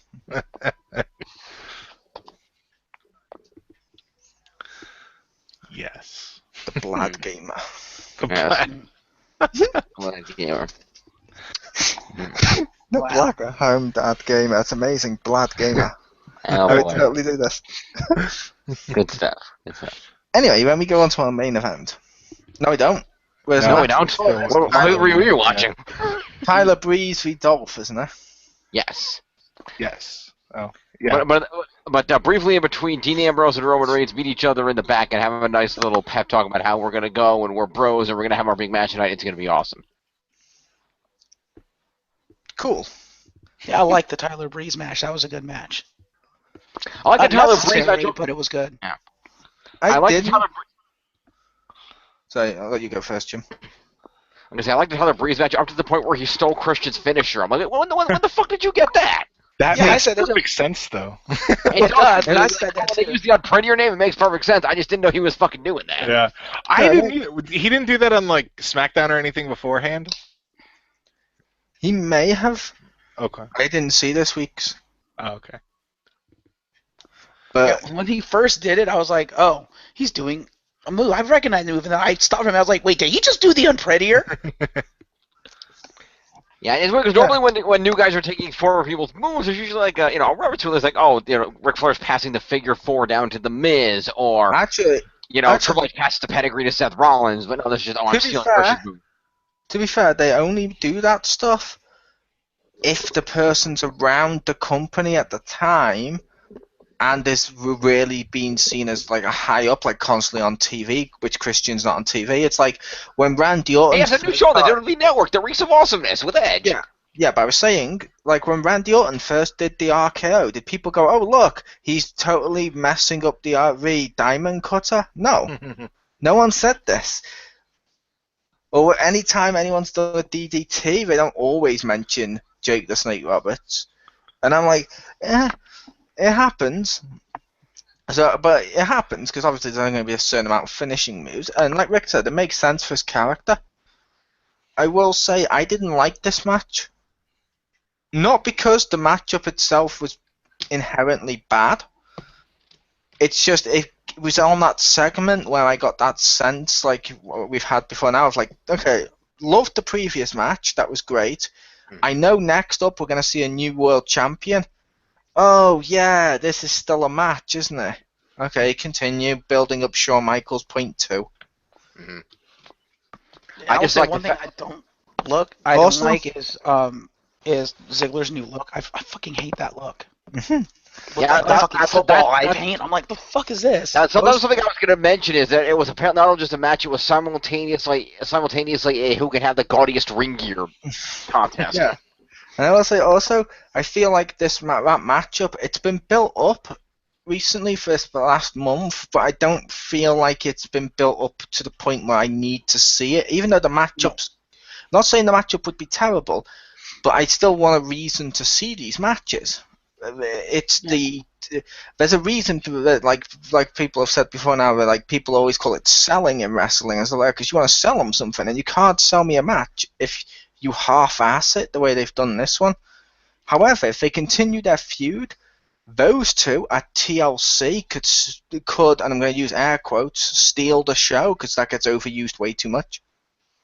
Yeah, like I said, unnecessary match, but I actually, like I said, it was not a bad match. But yeah, I agree. It popped up and I was like, oh yeah, this exists.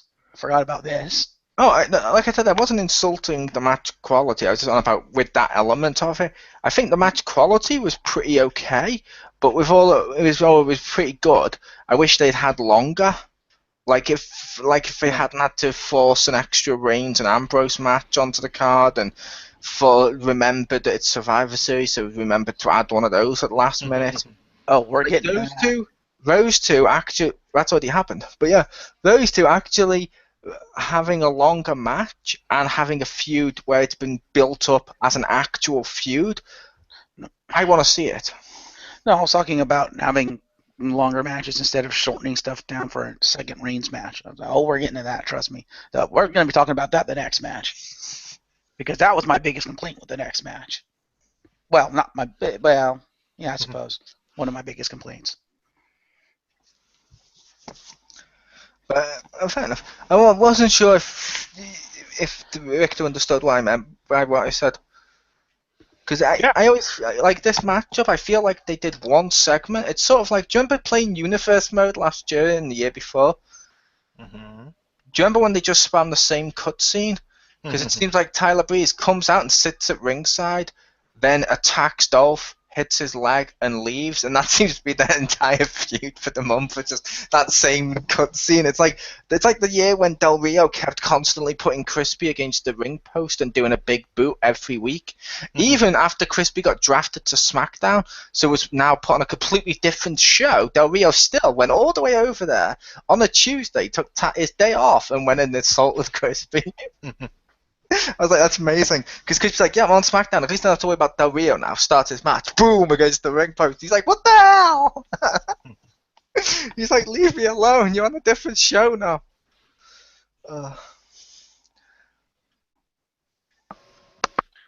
Yes.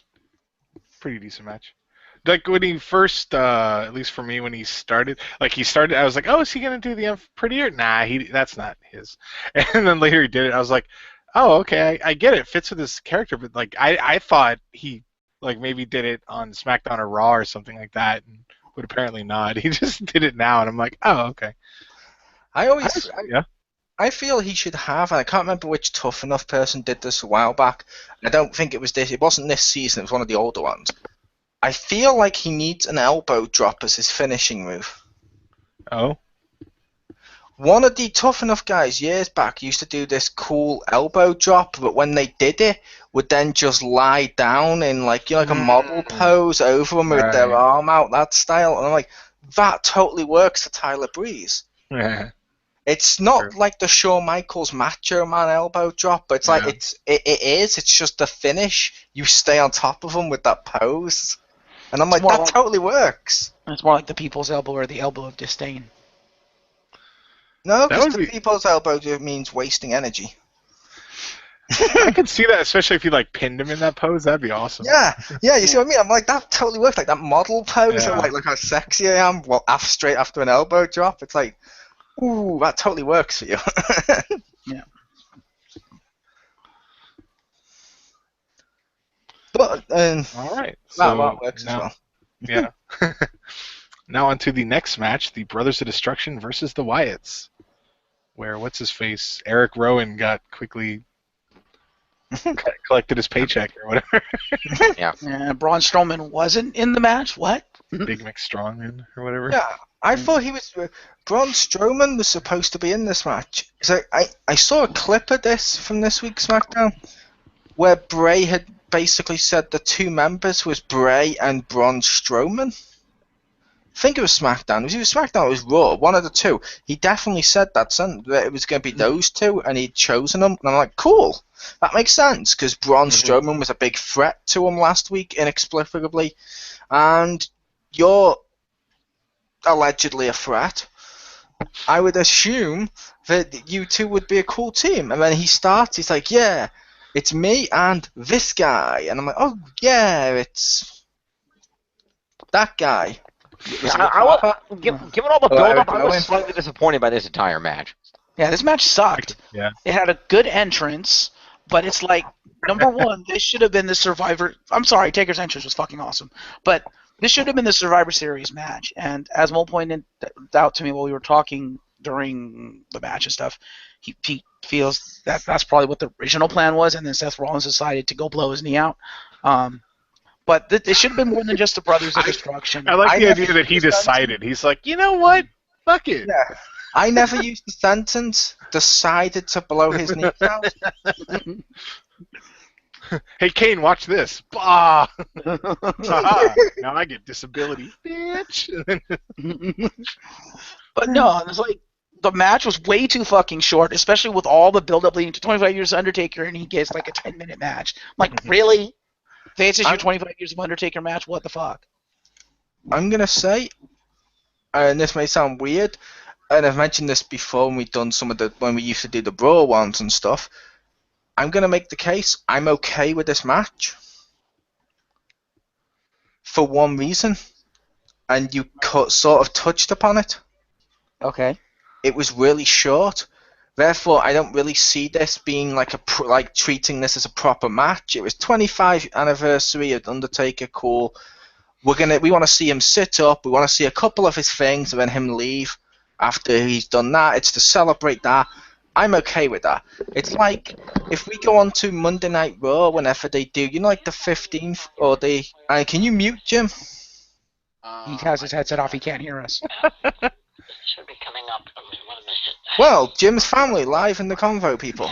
Yes. I'm going to be quiet and allow this. When at 16, I get blood work done. Me too. All right. Let me see. There's a blood thing here for your blood work is here, and it's saying you should go have that on the 10th. So The 10th of what? December. Okay. Next The month, then. appointment must God, be when do you shortly think? thereafter, I would guess. Appointment is on the 15th. 15th. It's a Tuesday. He's no selling the 10th. If I hear the sentence, hopefully you can get a cream to clean that up. I won't stop laughing. 15th, let's see what. I just picture he's going in for the Charlie Sheen test or something. Tuesday the 15th. Topical. 10 o'clock. That's super topical. He's by winning. Okay. Alright. Bye. We should not tell him this happened. So, yeah. And then basically, that's what I thought. How about you, Jim? Jim? Are you there, Jim? Jim?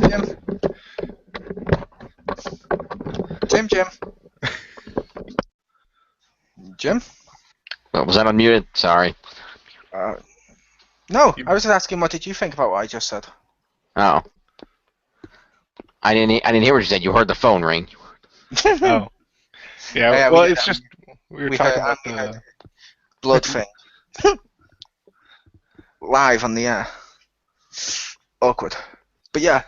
I get blood work done regularly because I have a kidney condition. Big fucking deal.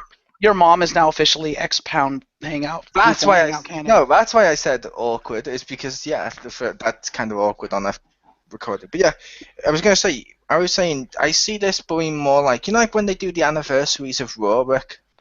Yes. I want to see on the anniversaries of Raw a segment at some point in which Austin comes out and stunners someone, or The Rock comes out and beats someone up for a few minutes, or you know what I mean, or just like an old team quickly comes back and beats someone up for a couple of seconds.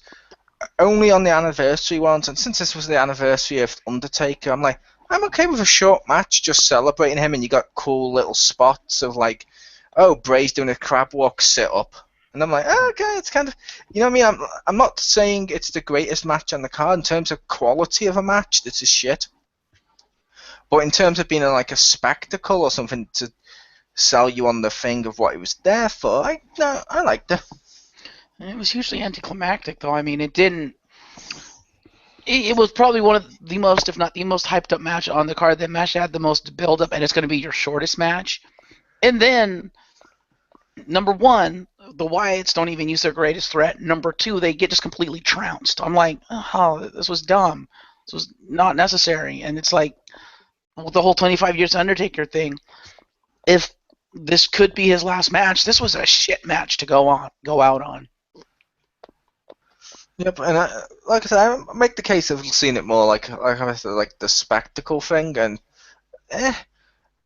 I don't see it needing to be like a great climax either, because there's no way going forward that should have a great climax, and people should have figured that out, because either the Wyatt family completely destroy Undertaker and Kane in, like you said, what could be Undertaker's last match. No one wants to see that. Everyone wants to see that if they lose for their last match, they want the I love you, I'm sorry, super kick moment. You don't want, let's just piss him away for someone else. And if Undertaker wins, fair enough, he's won. It's not exactly like it's going to be the brothers versus the Wyatt at TLC. There was no way there was going to be a climax here. Let's just get this out the way. Yeah, which I don't like that. Like I said, they could have at least made the Wyatt family look strong, so it's not like they're just... Because it felt like to me they were just feeding them to the Undertaker. I'm like, no, put on a halfway decent match. That's Undertaker and Kane. Yes, but you put on a halfway decent match that's a decent length, make both teams look strong, and then have to take one. I have no problem with the Wyatts losing. What I had a problem with was the fact that they fed them to the Brothers of Destruction, like completely and utterly. Like the Wyatts weren't even a threat. With all the build-up they had trying to build up Bray Wyatt and the Wyatt family as this threat, with building up Braun Strowman as this unstoppable force, and then Taker and Kane just come out and just completely kill all fucking four of them. It's like, well, good job. You just destroyed the Wyatts. They have no credibility whatsoever now. Good job. They had credibility before this? A little bit. More than they had now. They have zero credibility now. How? They already had no credibility. Like, Bray Wyatt being like, yeah, and I'm going to prove why I'm better than you, Reigns. Okay, Reigns, you beat me at Hell in a Cell. Well played, but I need to be revitalized. It's like, okay, what just happened there? If the Wyatts weren't credible, they're the group that comes out, is in their own head a threat, and gets their ass kicked. Which sometimes works. But that's the thing is, they don't usually get their ass kicked. They may lose a lot, yes, but they don't get their ass kicked. They still at least look somewhat strong, and especially when Braun Strowman showed up, it's like they didn't lose all that much at all, because Braun Strowman was there to just be like, nope, I'm immovable. Braun Strowman was a little powerful, like you said, goofy as fuck. But the others, I will point out to you, when Daniel Bryan was against Bray, like pretty soon, early on in Bray's career with the Wyatt family and stuff, he made the Wyatts look like a complete joke and made Bray look like a joke. Same thing when he went against Cena. It's like the Wyatts haven't really been a threat. Complaining that the Wyatts aren't a threat here would be like complaining that in this tournament, Zack Ryder wouldn't have been a threat. Well, no, they weren't a threat then. Well, like, depending on what part of then. But like I said, since he came out with Braun Strowman, who was quickly beaten up by Roman Reigns and Dean Ambrose, as they destroyed the Wyatts right before Hell in a Cell. Then they had Hell in a Cell and Roman Reigns won. Against Bray Wyatt, but they never actually beat Strowman. They beat him up, but they never actually beat him. And the brothers didn't actually beat him. He wasn't in the match, as you pointed out. No, they basically made him their bitch and basically made him not a threat. At least with Same thing with Orton did. And then they came back at the end with a cheating tactic and won. But Orton and stuff made him look like a joke. The Wyatts sadly just aren't a threat. They should be, but they're not. I don't know why WWE refuses to make them a threat, though.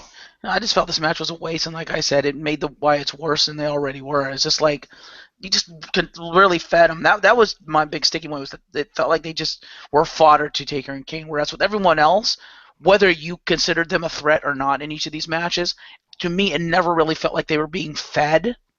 I thought they were definitely being fed, as most people did when it was Bray v Reigns. We even said the sentence, "Oh, they're feeding him to Reigns to make Reigns popular again." Well, we knew that was happening, but when we saw the match, at least when I saw the match, it was still okay. That was actually a pretty good match, and it was pretty solid all around, and it made both competitors look pretty good. I'm okay with this. Yeah, okay, they're feeding him to Reigns, but at least it didn't feel like that with this match. With the Taker Kane match, it felt like they were feeding him. I'm like, I don't like that. I never felt like Bray against Reigns wasn't equal. I always felt he was Reigns' bitch with stuff like spears off through right into the tables and all this all the time. It's like, and how easily it looked like Reigns really beat the shit out of him. I was like, okay, I got the sense that basically, yeah, because he only brought in Braun Strowman because he couldn't take on Roman Reigns. And it's like, oh, okay. But like I said, to me, this matchup, it's not really a match. It's more like a spectacle. It'd be like complaining Hulk Hogan, Austin, and The Rock were together at WrestleMania 30. It's like, sometimes you need those for like anniversary stuff. And I'm like, it's the anniversary of The Undertaker. This would make a hell of a lot more sense than if he'd come to the ring and cut a Mick Foley promo. Of like, it seems great to be right back here in Atlanta, Georgia, and puts his thumbs up. I would totally watch that. It's Mr. Coffin. He puts that little coffin that he puts in his hand. I would buy this. Fair enough, but why was Jim disappointed in this? Maybe he's got a different opinion than I do.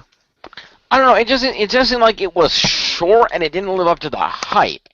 It just like, okay, they're gonna fight Bray and Luke Harper. Okay, it's only only fighting two of the members. They trounced a third one with no effort whatsoever, and it wasn't a very long match. It didn't do a whole hell of a lot. It just seemed like they threw this together, and it just wasn't as big as they were making it out with 25 years of Undertaker. They're gonna fight the Wyatts. They made it sound like this huge thing, and then it just wasn't. It was like, eh.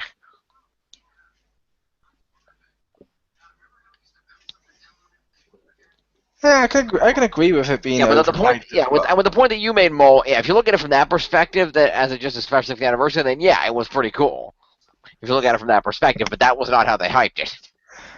See, that's how I always got it, because I would talk about the 25th anniversary of The Undertaker, did Undertaker Week, talk about the 25th. That's what I took from it, but I can understand if you're looking at it as a match and stuff, not living up to the hype, but I make the case the second WWE mentions an anniversary, when was the last time it's ever lived up to the hype? 10th anniversary of Raw special? Yep, and we're now on 20th anniversary, I believe, and the last fight too, when they did 15. There might be one. I just when I was shown that like years ago, I was like, this is awesome. I agree. I completely agree. That's why I said, yeah, you're right with that one. And when they did Raw's 15th, it sucked balls, and 20th sucked balls. It's like, oh, here's the 25th anniversary the latest of Raw WrestleMania. one was really terrible. Yeah, well, here's In WrestleMania like the 1000th 30. Raw. Yeah, and like we all said, WrestleMania 30. How much hype they put into it? It's WrestleMania 30. 30 years of WrestleMania. Oh my God, yes. Well, I feel like my universe had a better WrestleMania this year. But yeah, like I said, I can also understand what you mean, Jim. If you looked at it just at the match and just how they were hyping it just on Raw and stuff, I was like, I can see why you would be disappointed at it like that. I was just making the case that I saw it the other way. How about Rick? How about me? Now the match was okay. You taste like cheesecake. I might actually. I might. Yeah, match was okay. It definitely, at least Undertaker himself was ridiculously hyped, like going into this. So, in some ways, I don't think it could live up to the hype, but this felt like nobody even tried. Like it wasn't a bad match technically, but like I don't know, just it felt really blown out of proportion of how important it was. I also love the idea of what you just said. Undertaker himself was hyped up the most, which he was, to the point when we were watching this, Mark was like, "Oh, I didn't even notice Kane left." I was like, "He didn't leave. Yeah, he's left." And then suddenly he's like, "Oh, you know where he is? He's outside the ring." Like Kane is like just there. It's like, oh yeah, that's gotta be Kane maybe over there. Well, that's why I could see this. I'll be honest, the way I wanted to see this match would even more under the cut the Wyatts, but I don't care. I wanted all four Wyatts versus the two brothers because I was, like, whether or not the Wyatts are a credible threat or whatnot at this stage, I don't know. That just seems to make the most sense for me. And I know some people tend to think, oh, that would be completely burying him, and that's fair enough. But it's to me, it's Capcom versus SNK2. If you get more people, they're lower. So just to be in that match, they have to be at a lower rank or whatever. So they're only rank 1. Marcus probably knows what I'm talking about. They're rank 1, where the two brothers are rank 2. So it evens out. It all adds up to 4. Anyway, but I wanted to see that, but I kind of don't. I'm kind of glad it wasn't a Survivor Series match because I know then Kane would have to be pinned, and I like Kane, and I didn't want him to be pinned. I knew he'd be the sacrificial one of the brothers. Or it could have just ended up with the Brothers of Destruction being the last two in the match. Yeah, they could have done, essentially speaking, that they could have just completely, for lack of a better term, like you mentioned, some people see it as burying the Wyatts and stuff. Mm-hmm. I make out, besides Bray, does anyone give a shit about the other 3 members? This is essentially, and would that be any more, and before, and in case, because I think Marcus may have seen this, I will say to you, Marcus, with those 2 against all 4 of the Wyatt family and just squashing all 4, would that be worse or better than just Shawn Michaels and Triple H squashing all members of the Spirit Squad who were built up of this massive group, including Dolph Ziggler, who was on the team, and neither getting pinned? But at the time, to put this in more card game video game terms, at the time it's like you have 2 legendary characters going up against a team of 4 commons. I'm sorry, the commons don't stand a chance. Yeah, that's why, like I said, to be fair, that's how this would work with the Wyatts too. I was okay with DX doing it because people wanted to see DX reunite, and I'm like, sometimes, it's one of those things where everyone's always like, oh my god, this guy hasn't won, you're burying this one, this one, this one, this one. They say it through all of them, and I'm like, not everyone can be a main event, guys. Yeah. Every now and again, we need a Job Squad or an Al Snow. Yeah, I would have preferred or Test. Yeah, I would have preferred Rick said if they'd have put all 4 of the Wyatts in the match and made the match twice as long, I would have been okay with that. I just wanted a longer match and a match where the Wyatts actually, got some offense in and did completely roll for the. It didn't feel like it. Felt like they completely rolled for Taker and Kane. Yeah, they knocked him down and then Taker and Kane just sat right up. I'm like, okay. Yeah, they did set up, but like I said, they did do offense and leave them on their back for a while. But yeah, it was a case of I was making the case of I was agreeing with you, Rick, of those 4 v those 2. Sometimes I make the case that's allowed, and I'm saying this because that is something that started to bug me recently. Is when everyone's always talking about wrestling online or whenever anyone's discussing it, everyone wants everyone to be main event. Not everyone can. Yeah. Like I could see in the mid card right now, I could see Miz could main event. Miz is awesome. No pun intended with that. Mm-hmm. However, I don't see I don't know. I don't see, as much as I like him, I don't see Wade Barrett ever becoming that now. I don't see him being main event. Mhm. I see him being mid card for life. As much as I like him, that's what I see. Which is sad. It's not. To be fair, not like that. Not everyone can do it. One of the like Rowdy Roddy Piper never won that type of a WWE title. Mm-hmm. He is still one of the best people out there. Yeah, I see Wade Barrett. I can see Wade Barrett definitely being a Rowdy Piper type I guy. got some bad news for you. But yeah, I was gonna say, given what they did on Raw with this, I'd be perfectly okay with the 2-on-4 and just have Taker and Kane win. But before that, I would have been like, no, I like Taker and Kane, but no. And I believe Mole and I discussed what happened on the last. Was it the last Raw? I think it was the last Raw. And linked about it, and when he made that point of, Taker and Kane probably should not have just come out and utterly destroyed all of the Wyatt family on their own. I was like, yeah, I kind of agree. Yeah, I made the case they shouldn't have done that on the last Raw before the fucking pay-per-view. Yeah. Or the one before that. It was one of the two. And I was like, no, we don't need to see this. However, I did also make the case of there is coming back from this. They've done it before, and the Wyatts did use that as hate to then essentially cut a promo of challenging these two and talk about how they're going to stop them this time. And I'm okay with this. Yep. As I was saying, given what they've done, it would have made more sense, in my opinion, to do 2-on-4 instead of 2-on-2, kill one of them so they're not a threat in the match at all, and then just completely bury the other one when just Monday on Raw, you couldn't even lift him. The two of you tried to lift him, couldn't do it. You have to choke throw him out of the ring. Now we can fucking lift him and choke slam him into a table. It's like, wait, what? To be fair, the Wyatts are good and all, and I'm going to let you finish, but Ultimate Warrior was the best person to show up on Raw and then get buried. Wow. I'm just going to leave that out there the whole time. Still not as good as the ISIS joke. Or not as dark, anyway. But yeah. Yeah, I was kind of hoping that Undertaker and Kane were going to pull out some kind of unexpected returning backup that was going to turn into a 4-on-4. I don't know who. I thought they'd pull somebody Definitely out be of Dead Wrestlers Beach. Ah. Dead Wrestler Beach.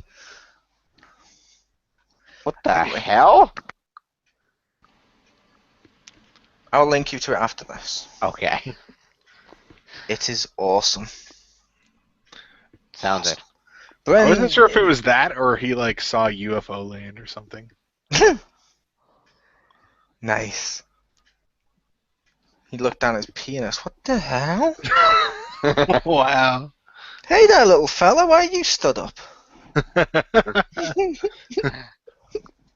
And that's the story of how Jim discovered his body. You're welcome.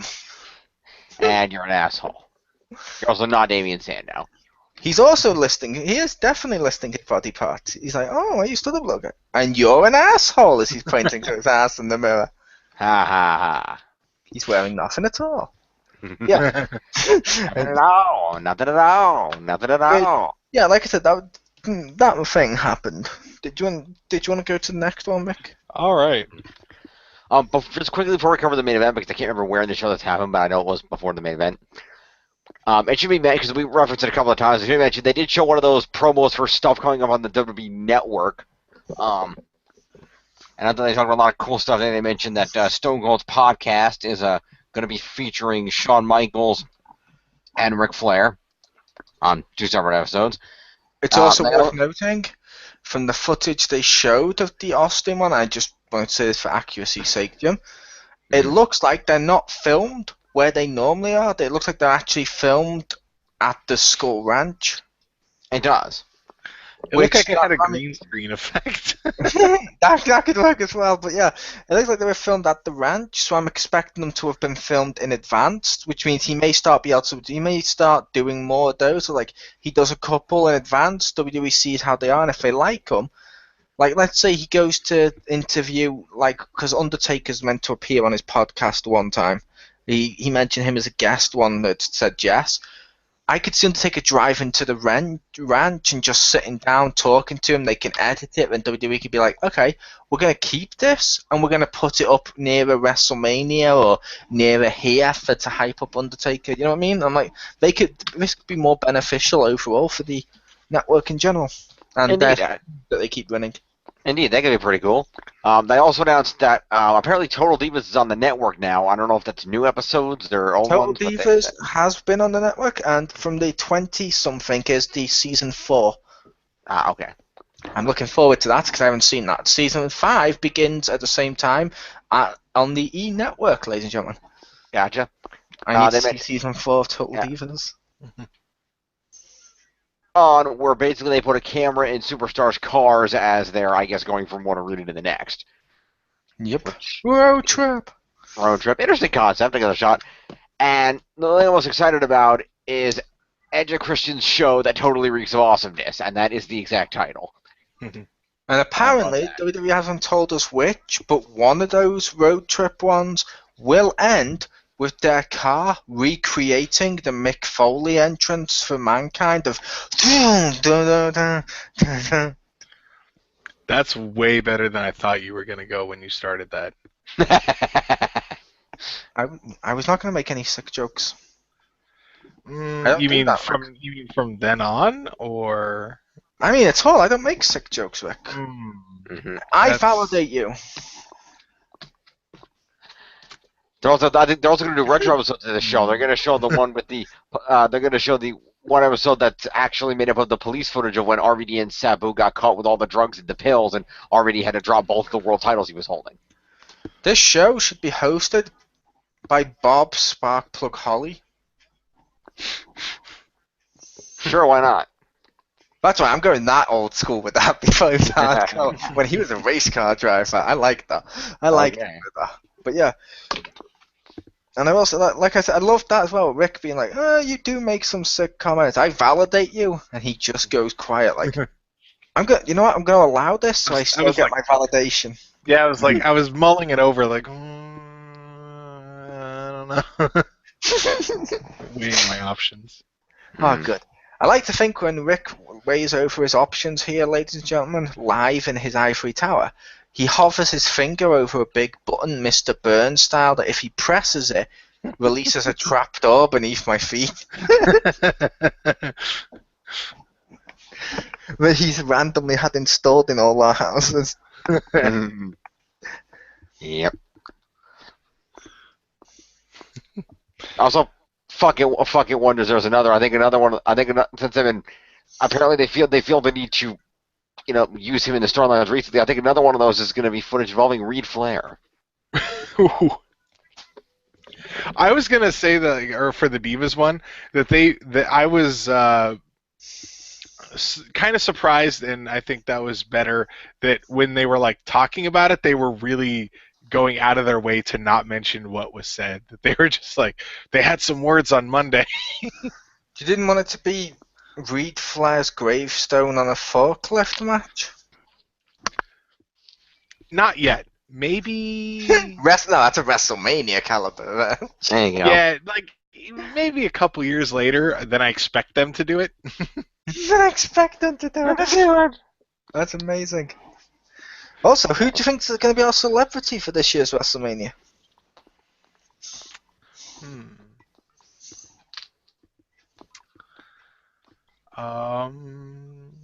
Charlie, no. OJ Simp? No. Ooh, that would be good. I'd take that. I'm pretty sure he's still in jail. Charlie Sheen versus Charles Manson in a Hell in a Cell match? Charles Manson's also in jail, but I would love to see Charlie Sheen show up. He should be in jail. He's here to aid. Oh. How about we have Salem the Cat from Sabrina the Teenage Witch? That's too like predictable though. I just want that voice actor just to hear him mention stuff like, and to those who know the secrets, anything is possible. That'll be the Still celebrity. granny.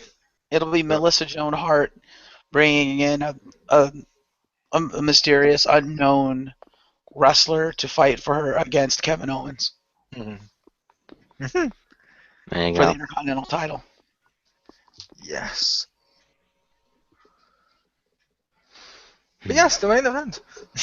Yeah, quite. Yes, the main event for the WWE Championship that was Also, vacated. Did you Yes. just say the Reigns event? One other Main event. other Ah, promo we had, Rick, was I didn't think they did this as well as I've seen other companies do this, but we had Streets of Reigns. Oh yeah, for the next pay. that was pretty awesome. I like that. I didn't. I thought I've seen that done better on other stuff. Like the TV show Community did a whole episode like that. But this one was like, oh, okay. Oh, so are you saying all black people look alike because you just keep cloning the same black wrestler? What's going on here? Why is he punching off? Well, I don't like this. And it's like, blah, Big Show doesn't. I'm like, it looks cool-ish. Wasn't he punching luchadors though? I thought they had It looked like masks he was on. punching. It looked like he was It looked like he was punching Lucha Dragons. Yeah, but I thought their skin tone was like really dark because their skin tone looked darker than Reigns. It's only on a CRT that it looks like that. That's what they filmed it off of. See, I thought the one in green, I thought that was one of the New Day, but maybe not. Yeah, I thought it looked like one of the New Day. I thought it was Kofi over and over again. Yeah. I don't know. But either way, I did like how the giant fire spinning cane head came out of the wall. yeah, that bit was kind of funny. Like I said, I personally didn't like it, but I know other people may have. I know Richter likes stuff like this, so I thought he may have been like, yay! I don't think he was. I don't know. You totally downsold it, so it doesn't matter. You down talked it. Yeah, you down talked it. So if I like it, then I just look like an idiot. But I thought it was. I was like it too. You're not alone, Annie. Yeah, It seemed a little stereotypical, but yeah, I appreciated it. My problem is whenever they hype up the next pay-per-view, I want that at like the end. It always feels weird in the middle, like, hey, are you enjoying this one? Boom, watch this one next month. Like I kind of want it at the end, like it's a teaser, you know? Like I don't like it in the middle. Yeah, But, like, but Richter, they had to put it on there before people walked out. Yeah, but I feel like inserting the People Marvel. walk out of the like. I picture people like at home watching it. I just picture them walking out now, like, oh, that match was stupid. They just get up and leave, and the kid's like, "Daddy, are you gonna turn it off?" He's like, "No." I'm walking out. Like you said, Rick, that'd be like putting the Marvel cinematic like post-credit scenes in the middle of the episode. In the middle of the film, you'd be like, "What the fuck's? Wait, what? Go back to Thanos. Go back to what just happened?" No, Pepper, I'm designing a new suit of armor. Who are you? What have you like? Would you like to? What do you know about the Avengers Initiative? And then he just walks out. Yeah. He's like, okay, that was weird. And I will say, like I said, I didn't like it, but I know Jim did. So that and you said you did, which is cool. Yeah, Did Marcus? And please tell me Richter's going to make the joke I was waiting for. No, Eh, I don't know. existed. It was okay, but Fair enough. I thought Richter was going to make the joke of it would have been so much better if someone like Sheamus or Bray Wyatt had come along and gone, ugh, kidnap Dean Ambrose over their shoulder. That would have been amazing. yes. Then I would have marked out for it. Then I would have been like, yes. Make a Triple H of doom, ugh, as he carries him away, just for the irony of this is now exactly like Double Dragon. That's funny, but the irony of wait, now Triple H has become the dude who kidnaps someone in a video game that someone has to go through inexplicably in a side-scrolling beat-em-up game. Or just they have Dean Ambrose and the belt both hanging up, and it drops them in like slow motion. And you see like he has to push one of the buttons to save one. It's the you gotta decide. Do you get the good ending or the bad ending? I go with the bad ending and save Ambrose. But then, no, you grab the belt and then it takes off its mask and, oh, really, the belt was on the other one and you lose regardless. And it's like, oh, he just went infamous on me. Nice. Yeah, that was fucking stupid. That was really fucking retarded. That pissed me the hell off. I could see that. Yep. It's like the new Game of Thrones games like that on the last episode. But yeah. Oh, is it? Oh, it's like all your choices that you've done and all the stuff and this one's only about the story and the choices, which makes it a little worse for me. Oh. You get to the end and it feels like besides which one lived or died of one dude, you're pretty much going to be in the same place. And when it hypes up a game that hasn't come out yet of Season 2, which they hadn't announced yet, and I'm like, oh. You know, admittedly, I would laugh Cool. even more if it hyped up like Minecraft story mode. Yeah, but I mean... It's like, what? To be continued in Minecraft? Yeah, no, they didn't even do a to be continued. It just ended on a cliffhanger-ish thing that was basically how this game began in the first place, and I'm like, oh, it's going to be a Season 2, which will be the same type of thing. Fuck's sake, I'll have to buy that too.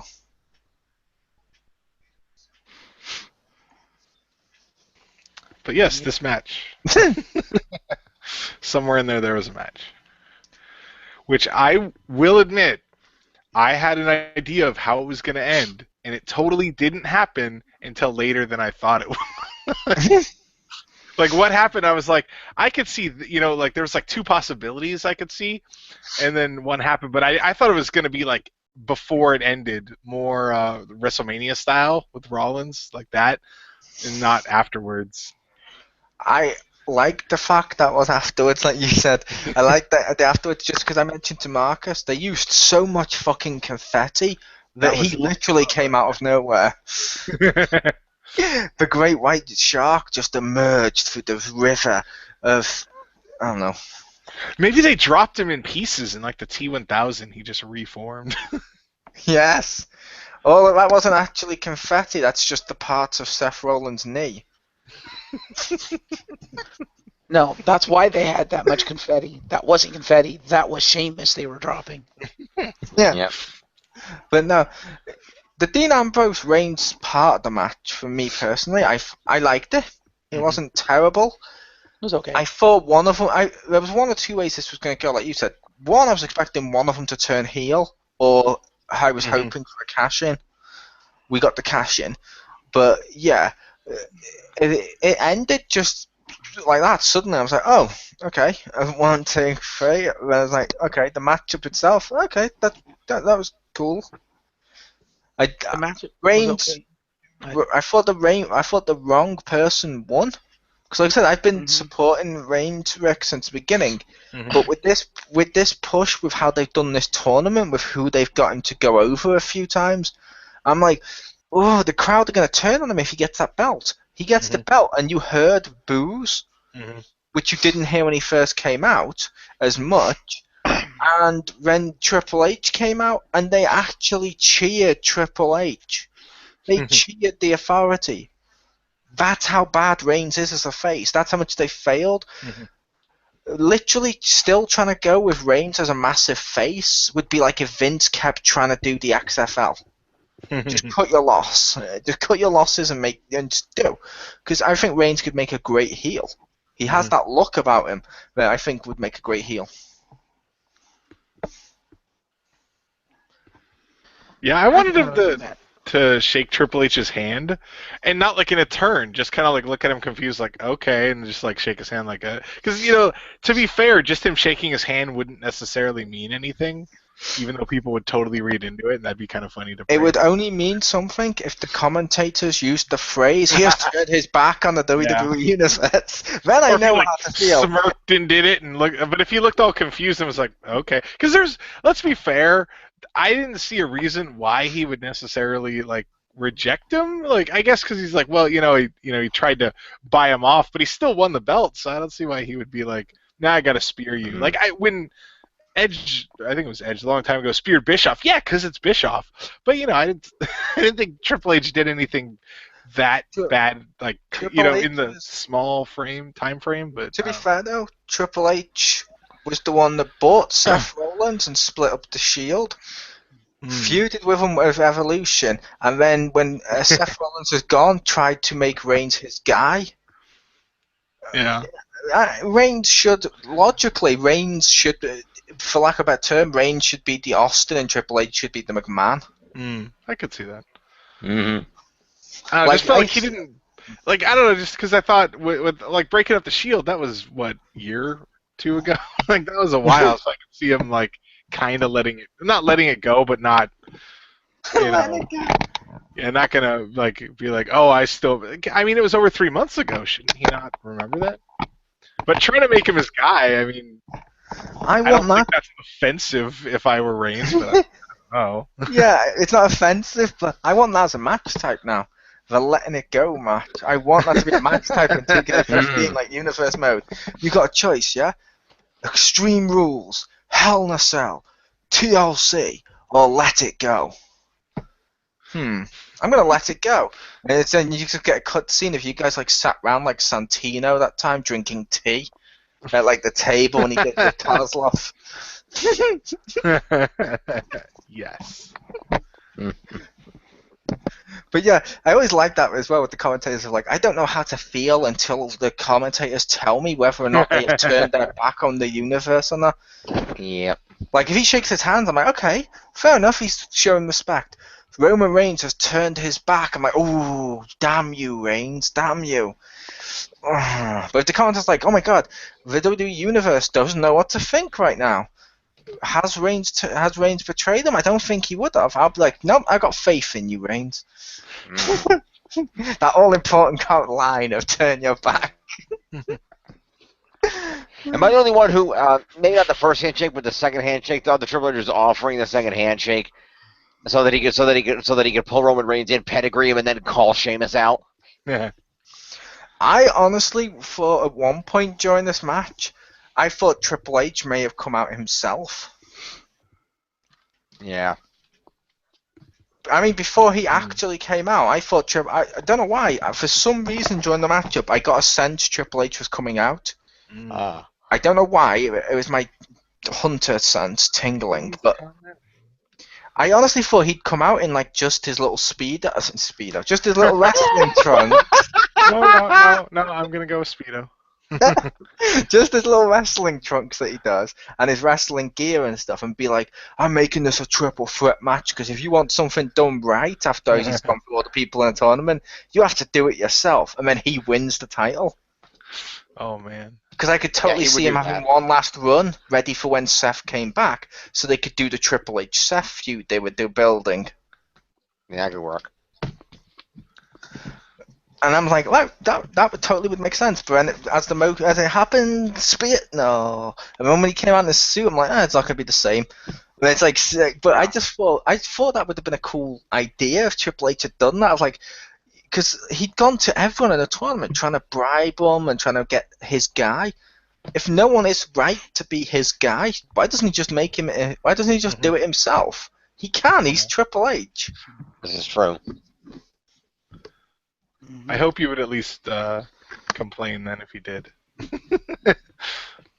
Also, I feel like if Triple H really needed a new guy, he could go pick one. He kind of has a whole developmental show that he has full control over, full of great talent to pick somebody from. Oh my god, that'd be hilarious. An episode of NXT where he's just trying to recruit somebody, anybody. Yeah. I will admit, if Triple H had done this, Rick, we probably all would have insulted it. I would have. Yeah. However, I will also say I may have been slightly more okay with it. You turned your back on the X-Pound universe. If it's to launch him as a heel, because it's like, oh my god, he's just done something we don't like in a completely dickish way. Yeah, that's pretty much how he lived his life when he was the heel last time. Like when he was heel in the past, one of the things he's mentioned is he had more and I can't believe I'm talking Triple H up here, but yeah, in the past when he was heel, he's mentioned in the past about how he approached his heel character different to most people in the Attitude Era, because most of them were all about, okay, how can I make the fans hate me but also possibly love me for if I turn face? Triple H said, I don't want you people to like me. He's like, if someone comes up to me after the show and says, good job, and shakes my hand, I've done my job wrong. Mhm. If someone comes up to me after the show and threatens to kill me because I'm an evil son of a bitch, I've done it right. And some of his booking was fucking horribly evil and dickish, if that makes sense. I'm like, Triple H's like this, like, I'd be like, you dick, but if Seth Rollins was to defeat him and get the title off him, it'd be so fucking huge for Seth Rollins. This is true. Because Triple H would have built himself up as a great heel. Sometimes you need a great heel to get a great face. True. Okay. However, I still would have been like, why? Why? Part of me still would have been like, why is this no? You know what I mean? I just would have been more okay with it, if that makes sense. Like if he'd come out and said, "Oh, by the way, I'm entering The Rock into this match now," or I'm entering, I don't know, Kurt Angle, and it's some random face, and they're coming out as a face. But no, if he's doing it as a heel, part of me would be like, I don't like this, but I can get a good boo out of it. Unless it was our hero Rusev. Yeah. I miss our hero Rusev. Indeed, we wish him speedy recovery. But yeah, like I said, that was just a thought I had of where that could have gone. But yeah, I thought the Sheamus cash-in was done so beautifully with the confetti. Because like I said, I didn't see him coming. When he came through the fucking cloud of confetti, it's like, whoa, what just happened? That's cool. A cloud entering the fray? How topical.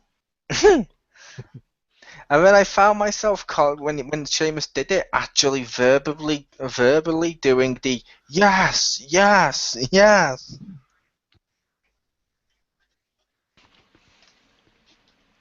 It's true. I can vouch for that. It is because I've been mentioning for a while. I thought Sheamus needed better treatment than what he's had, and I feel like he's been a world champion. He's been a good one. He deserves more respect than he's gotten. So the second he gets the world championship back, I'm like, yay! Sheamus has the belt again. I was shocked Roman Reigns kicked out of the first bro kick. I'm not, because that happens every cash-in. Like the first time after, what was it, New Year's Revolution, when Edge did that first cash-in, which I still say is the best one ever, after Elimination Chamber on a bloody Cena. And you're like, wait, what? Spear, 1, 2, and Cena kicks out. Part of me is like, oh god, no, he's gonna Super Cena it. No, part of me was like, no. And then when the second one does it, and it's 1, 2, 3, I'm like, ah, wait, Edge just won the title. Fucking yes! If that makes sense. I was like, that's just handled beautifully. The second time when Edge did it, I was like, I know what's happening. It's happened from the first, but every time, for some reason, they always tend to kick out at that first fucking finishing move. I was surprised. We don't want to break the record for bro kick immediately. Well, as the commentators told us, Roman Reigns had no idea where he even was. Yeah, but it's Roman Reigns. I expected him to like reverse it or duck out of the way. It's just no. Well, he ducked Sheamus running the first time, then he ran into the bro kick. Yep. They probably wanted to make it look like, oh, he's ducking under Sheamus, he's going to bounce off and hit him with a spear, and the Sheamus is like, no, bro kick. Yeah, also, Reigns shouldn't have been able to block it or dodge it or anything properly. He just had a really great match. Well, he had a match. Not going to say like it was a great one or it was a brutal match, but it was a match nonetheless, and he was exhausted. No, I agree. And he's confused by all the confetti. Yeah, exactly. I was saying I agree and I understand, but I was just surprised that there was this bro kick. I was like, wow, okay. Yeah, I honestly thought I will admit at first when he did when Reigns kicked out, as he ducked underneath him and ran off the ropes, I was like, oh god. Part of me thought he was actually going to Superman punch him and become more Superman than Cena was during his cash-in. And I'm like, oh god, that would be horrible, because like I said, I like Reigns, I just don't like that style of booking often, if that makes sense. Yeah. And I'm like, oh god, no. And then when boom, bro kick, I'm like, oh, 1, 2, 3. I'm like, yay, Sheamus has the title. Okay. Rick. Yes. Get the table. No, I had an epiphany. Back me up on this. Okay. So Sheamus comes in. So Roman is celebrating. All of a sudden, there's a shower of confetti that seemingly separates him from things around him, and then Sheamus suddenly appears and defeats him. Okay. Okay. You're thinking Sheamus should be repackaged as Rainbow Undertaker. Instead of the lights going out, he makes bright colours appear before he gets to the ring.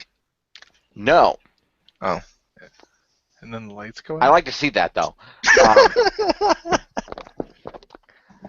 No, and it Technicolor goes, Dream Coat. and it goes, and of course, just with the way Mole said it, follow me, Rick. The confetti is the WWE equivalent of the Shadow Realm. But I do want to see. I now want to see Rainbow Undertaker. How amazing would that be? I Like a don't think Technicolor you do. Dream Coat. Oh, I Yeah, don't want me- it to be Undertaker. I don't want it to be Undertaker. Nope. Too late. But if it's someone like Sheamus, Our friend calling Triple H is listening to this. He heard you. It's too late. yeah, but like I said, if it's someone like Sheamus calling himself the Rainbow Undertaker to feud the Undertaker, it's like complete darkness versus rainbows and all this stuff. I'd be like, I need to see this, and I want that Rainbow guy to get killed so much. And I like Sheamus, but I would want to see Undertaker just kill him for this. It's like I loved Shawn Michaels. The second he came out as a white Undertaker, I was like, ooh, yeah. First of all, you're not Mordecai, but second of all, he's gonna kick your ass. I want to see you get your ass kicked for this. Yep. I got another one for Rick with the heavy confetti. It's like, And with Sheamus, with the way he is. Instead of heavy confetti, think of it if it was wavy and distorted. And he just appears through it. Boom! Kick. I'm the passing through wrestler. Remember that. There you You're telling me that's not a total like Dick Decade move? go. Yeah. Yes. By the way, during this match, did anybody but me I notice Ambrose nearly Seth Rollins himself? he may have nearly Seth Rollins himself. If what you mean by nearly Seth Rollins himself is either A, fuck up his landing and damage his leg, or B, the fact he was the runner-up, so he almost became the WWE champion, which is also a Seth Rollins. That's true too, but I was referring to the first one where he landed like whoa, we threw back the corner, and then Roman Reigns kind of threw himself onto the mat. I figured you would definitely talk about the first one. I just wanted to make the second one as the joke. It's kind of slightly funny, because I'm pretty sure we all were aware that he almost became world champion in this match. He was in the match. But yeah, like I said with the show, I was saying to you, Rick, with the Shawn Michaels thing. I think my reaction to that would probably be because I think Crispy actually likes him as well. Would have been the same reaction Crispy had on his face when he was watching that, because I rewatched some of them with him of the Too Hot for TVs when Vince tried to make Austin kiss his ass. So I just see Crispy's eyes sort of go bug-eyed like that guy from the Streak thing, and I'm like, he's like, there's no way he's going to do this. Vince, this isn't going to end well. I'm like, no, it won't.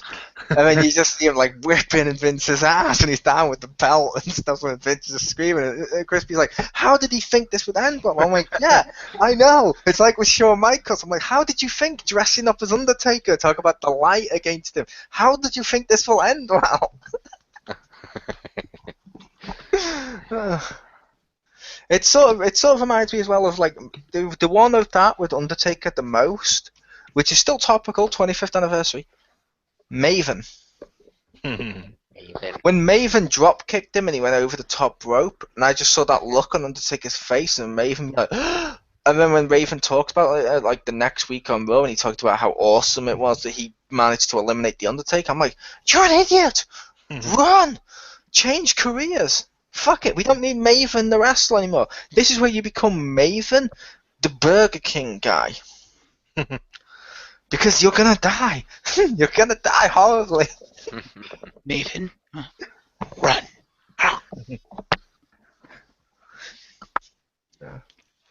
Yeah, so that's actually exactly what happened, because we never saw him again. You know, That's not exactly what happened, because they had their feud, then Maven went on to do other stuff, and then eventually they let go of Maven. Fair enough. Also, Marcus, that reference you made is slightly inaccurate because obviously you're making a Bray Wyatt joke, but that's not, the guy who would chase you to work at Burger King out of fear. That's the guy who eats all the Burger King. Huh. That's me. That fat shaming. You're ignorant. That's ignorant. That fat shaming. No one makes fun of you for the fact you're clearly bulimic. Yeah, we need to thin shame him. Yeah. Boo this man. Boo. Throw up more. Throw up more. The opposite of feed me more. He just keeps putting his fingers down his throat. Yes, bulimic Ryback. How do you think it went? Jim's literally Jobber Ryback. I'm gonna throw up more. And he just gets his ass kicked and throws up Tommy Dreamer style. Draws though. Yes, I want Jim to have the Tommy Dreamer bucket of sick with him now. As an entrance. Wow. And this was Survivor Series. It Pretty much. was. Unfortunately. Honestly, not the worst ever pay-per-view. No, that's not good gonna be stuff. worse.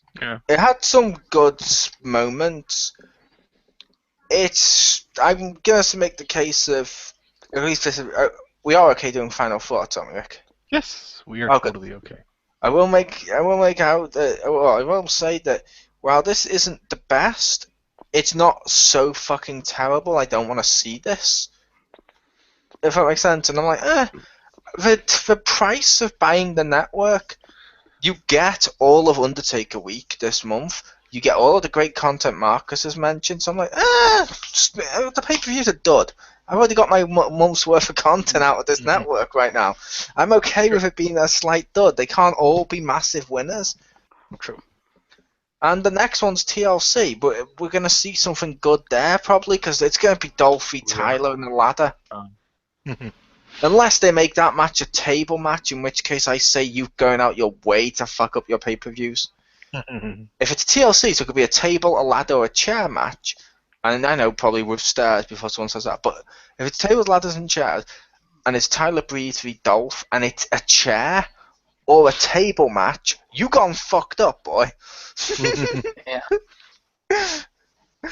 But I don't know if anyone else would agree with that. You've gone fucked up. It's like, okay, we're having a karaoke dance contest. Let's get Brock. We're having a MMA fight, a match type. It's like an MMA fight. Let's get Santino. It's like, no, you fucked up. There's no way about it. You've literally fucked up. Well, I don't think I have to worry about them being in the tables match because given recent tag team returns, I'm pretty sure we know who's going to be in the fucking tables match. Oh yeah, the Usos. Yep. Versus the Dudleys, exactly. The Usos, I think you mean. To be fair, the Dudleys on a recent return. The recent tag team that returned was the Usos, Jim. According to Wikipedia, you see, the Usos returned later than the Dudleys, thus making them the most recent one. I said a recent, not the most recent. Oh, Jim, don't be sour. Yes. Keep it That tight, needs to be. Daddy. Actually, I'm gonna make the case. That doesn't. I'm gonna make the case. I don't want the Dudleys in a table match. Why? Because it's too obvious they're going to win? It's a little too obvious they're gonna win, but B, you actually now have the Dudleys, the Usos, the Ascension. Okay, no, not the Ascension. Let's take them out. You have the Dudleys, you have the Usos, and you have New Day. TLC. Originally, what TLC was for, make it 3 cool teams going at it in TLC. You got the Dudleys doing their table stuff again, cool. The Usos can do the cool high flying shit off the ladder, which I know New Day can do that. But let's face it, New Day will probably be more of like the cheaters with the chairs, doing like the sneaky, underhanded heel stuff. True, but No, they'll exploit putting Kofi Pete in the and match do anyway. something crazy. Yeah, it'll be Kofi and Big E in the match anyway, so yeah. Maybe. I It say makes maybe. sense. I say maybe because they keep swapping. I say maybe because they keep swapping it. Because didn't Xavier come out with the title tonight? Well, it can't be Xavier Big E. always comes out with He the might have been injured. hmm No, he always wears the It title. can't be Xavier. Imagine what that match would do to his hair. Yeah. Oh God. Like I said, he does always wear the title, Marcus, but he's also defended the title because, as the commentators have mentioned multiple times, and I've mentioned this too, they're defending their title under Freebird rules, which means they're a three-man tag team, which means two of them have to be competing at any given time. However, it's always Kofi. Mm-hmm. That's the one that's weird. It's either Kofi and Big E or it's Kofi and Xavier. I don't think I've seen it be Xavier and Big E. And I'm like, yeah, to be fair, Kofi is the good one of that team, but that's weird. You'd think you'd put the other two together at one point. Yeah. That's the other thing that makes me sad too. I want to see Xavier actually wrestle. Like, I like the gimmick, don't get me wrong. I like the New Day, but I don't like the fact that Xavier's basically relegated to fucking Jimmy Hart. I'm like, no, what the fuck? He has skill, let him wrestle. To be fair, being Jimmy Hart could make him more memorable than if he's just a generic high flyer guy. True. If you want to see him actually wrestle, you should see when he went to the 2K16 offices. And never mind, kidding. But the thing is, it's like, okay, you can have him be the Jimmy Hart outside the ring, fair enough. But when you actually put him in the ring, let him wrestle. Don't make him like the Santino of the ring. It's like, no. Have him be both. He can do both. Yeah, but I think what they're going for with that, I don't know. For me, it kind of works. I understand that Xavier was okay in the ring before, and he was pretty good to a certain point. He wasn't as good, in my opinion, as Kofi, but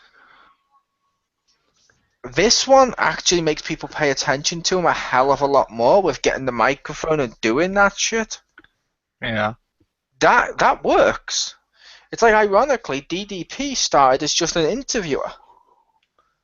But the second they finally let him actually wrestle, and the second they realized, okay, you can go do a tryout match, they realized DDP was fucking awesome, and he wasn't the Renee anymore. Dupree? Okay. Ah, wow. Ooh, that's too soon. Okay. Too soon after what's recently happened. Ah. I think he was French. Dudley's coming back? Yes. He was French. He was French. He was their Hulk Hogan. He was French Canadian, I believe. He was there. You take that back. Don't add Canadian to. Don't defile his French Hulk Hogan-ness, Jeff. That's going too far. He is a French icon. And during the French's hour of need, they need to rally behind Rene Dupree. Thank you. You know, it says a lot about that team when he's the one we remember it, because he's the better one. Like, I don't even remember his tag team partner's name. I just remember Savon Grenier. That's right, Grenier. But I just remember. And that was what they had. And that was what they had. They had French wannabe Rob. What the fuck was his name? Rob Conway? Yeah, that guy. Right. That's the name I remember, but I don't remember. I couldn't pick him up out of a lineup. He was the Rick Rude of La Resistance. Yeah, I remember that. Don't remind me of that gimmick. I remember that. But no, my point with the DDP thing was DDP wanted to be at one point, wanted to just do anything in the business, and he ends up being the guy with the microphone. Then they did the wrestling thing instead with him, and it worked out well. Xavier wanted at one point to do something with WWE, and it may be to wrestle. But I put it to you, his best thing may be to be the guy on the outside. Sometimes those guys are equally valid. Like Jimmy Hart and Bobby Heenan and stuff will always go into the Hall of Fame. Like, who doesn't love all the work Paul Heyman's been doing? Yeah, which is fine. He's a great mic man. I'm just saying, if they're gonna put him in the ring, which they inevitably do, don't make him a joke. Don't make him a Santino. Actually, let him wrestle. Yeah, but that was my point. If that's who he is on the outside, as the comical boo with the trumpet when he gets in the ring? You don't. Well, some people do. I am aware, but you don't want to see the trumpet man kick the crap out of the Uso.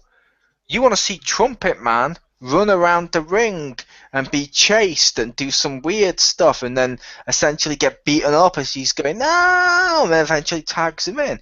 You want to see him hold up a bag when he talks about all the bits of wood he's picked out of his ass from the Dudleys. Like when he got 3D'd and his face was like, oh shit, in the air. That's a fucking great picture. And I think Xavier, I think, will actually be way more remembered if he sticks with this than if he goes to try and become a main wrestler. Because otherwise, he's going to go into the Dolph category of, oh yeah, he did have a match on this pay-per-view. Not, oh my god, I really like this gimmick. And yeah, get him, Dudley boys, as he's like, no, I'm running away. Sometimes you need the coward. True. But like I said, that might just be me. I might just be the weird one with that. Well, you make some valid points. Fair enough. But yeah, so since we're doing final thoughts, I thought Survivor Series sucked. I didn't like this pay-per-view. And like you said, it's not the worst one we've seen, but it was pretty bad. You know, I've been a supporter of Reigns almost from the beginning as well. Not quite his Shield days, maybe like partway into his Shield days. I was like, okay, I kind of like this guy. And, you know, obviously my skills kind of sucked, still kind of does. But, you know, doing this, I'm like, and I was one of the guys that said, you know, with everything they've done with him, they kind of need to put the belt on him.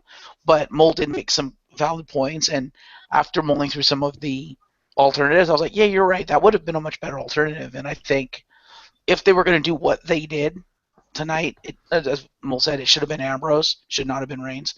I didn't say should, I said could. I think it should have been Ambrose. It would have worked out better, I think. But yeah, just overall, the matches were kind of lackluster. There was, you know, like I said, it was a good match here and there. Like I liked the Tyler Breeze match, and well, that was pretty much it. I actually didn't like many of the other matches, but you know, it was kind of lackluster. It was disappointing. It had all this hype behind some of the stuff, and the hype didn't deliver. And then because of the whole Rollins incident, like half the card had to be thrown out and redone. And then the namesake of the pay-per-view was just like an add-on filler. It was like, it felt to me like taking, if we're gonna go with an anime reference here. It felt to me like taking the series of Naruto and having Naruto himself only show up for the filler. I'm like what the hell's going on here? Like, that should not happen.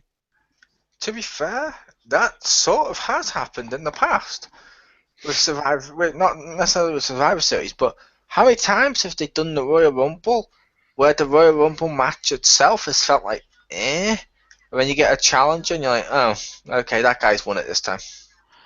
Which is fair enough for the feel of the match, but I'm talking, but at least with the Royal Rumble, they still hype up the Royal Rumble match, and it's there.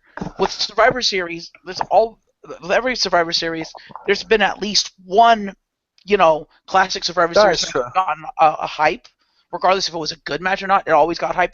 There's always been a Survivor Series match, whether it was the match of the night or not. You know, that's hit and miss. Some of the matches have been complete shit, but at least I hyped it up. At least it was there. This one, they didn't hype up a single Survivor Series match at all, and the classic Survivor Series match on Survivor Series was fucking thrown in as filler. I'm like, no, fuck off. That's bullshit. Yeah, and that's why, in my opinion, this pay-per-view stuck balls. And like I kept saying, yeah, I understand what you mean by that, but like Jim also pointed out before, they've done Survivor Series before with no Survivor Series match. Which is fine. I don't necessarily agree with that either, but if I don't. You're gonna have that's weird. But I would also say I would rather them not put a Survivor Series match on the Survivor Series card than throw one in at the last minute that looks like filler. I wouldn't. I'd rather have like the one we had at the pre-show, and I would nothing. I want to see one at Survivor Series. The one thing I wish we'd had at Survivor Series, though, and I don't know if you'd agree, Rick. It depends on how often you watched Raw. Mm-hmm. I wanted a Survivor Series matchup on the card. I did want one on the card. But I wanted the big brawl. The one where all the Survivor Series teams are piling on. It becomes like a Royal Rumble in the ring. It's, oh my god, all the teams are attacking each other. I wanted that moment. God damn it. It's like pointing at the WrestleMania sign. I need that moment. That reminds me, still to this day, one of my favorite WWE moments that I always remember in my head was years back when it was the Raw before Survivor Series. And all through the night? Yes. And they had 3 Survivor Series matches for that particular Survivor Series, and all 6 of the teams in the opening promo came out and started challenging each other. Because John Cena's team came out first and got in the ring, and they were like, Big Show, drag your fat ass and your team out here so I can beat you up. And they didn't answer. But then, like Team DX came out, and Team Spirit Squad, and Ric Flair's Legends team, and I don't remember who the fuck the other team was. Oh, it was Team Rated RKO, because they were fighting the DX team. And like they all came out and started challenging each other and shit, like standing in different parts. And like John Cena's team was in the ring, RKO was the left of the ring, and the other was on the right, and 2 of them were back behind the ring. And then Team Big Show's team came out last, and they were on the ramp, and they all started challenging each other to fights and shit. Like Big Show's team wasn't coming out. And I remember at one point they were, DX was challenging Rated RKO, and John Cena was like, well, if Big Show's just too much of a coward to come out here, and he points at DX first and then to RKO as he says this, I have absolutely no problem with watching you guys beat the holy hell out of you guys. And and something like the Spirit Squad was saying something, and I think Triple H said to Ric Flair, you guys can beat up cheerleaders whenever you want, but this is more important. And I remember they all went back and forth, and at one point, they were all about to go march into the ring and just brawl in the ring, and it was like, let's just start Survivor Series right now. And they're all about to brawl, and then Vince came on the screen, and he was like, hell no, we're not having Survivor Series now, and everybody was like, boom. It was awesome. Yeah, I always like those moments. Like, I always love as cliched as it is, I love it when they point at the WrestleMania sign. I'm like, oh, it's going to be WrestleMania soon. It's the most wonderful time of the year. Indeed. Some say Christmas, but they're lying. And they don't watch WrestleMania. No, I'm kidding with that. But I will say, we do celebrate WrestleMania every year to celebrate the time when Jesus appeared and won the title in a match he wasn't scheduled to appear in. Remember that? It's in the Bible. Along with, I believe in the Bible is also Austin 3:16. Indeed. That is in the Bible. True. Now, I believe wrestling Jesus was literally CM Punk with long hair. Yes. Everyone kept referring to him as wrestling Jesus, where you even had a fucking cult telling people to stay away from drugs and looked like a cult leader. I'm like, oh my god, he's so... and ironically, this isn't when he's using cult of personality either. He's just an evil cult master that looks like Jesus. And I'm like, this is so perfectly wonderful.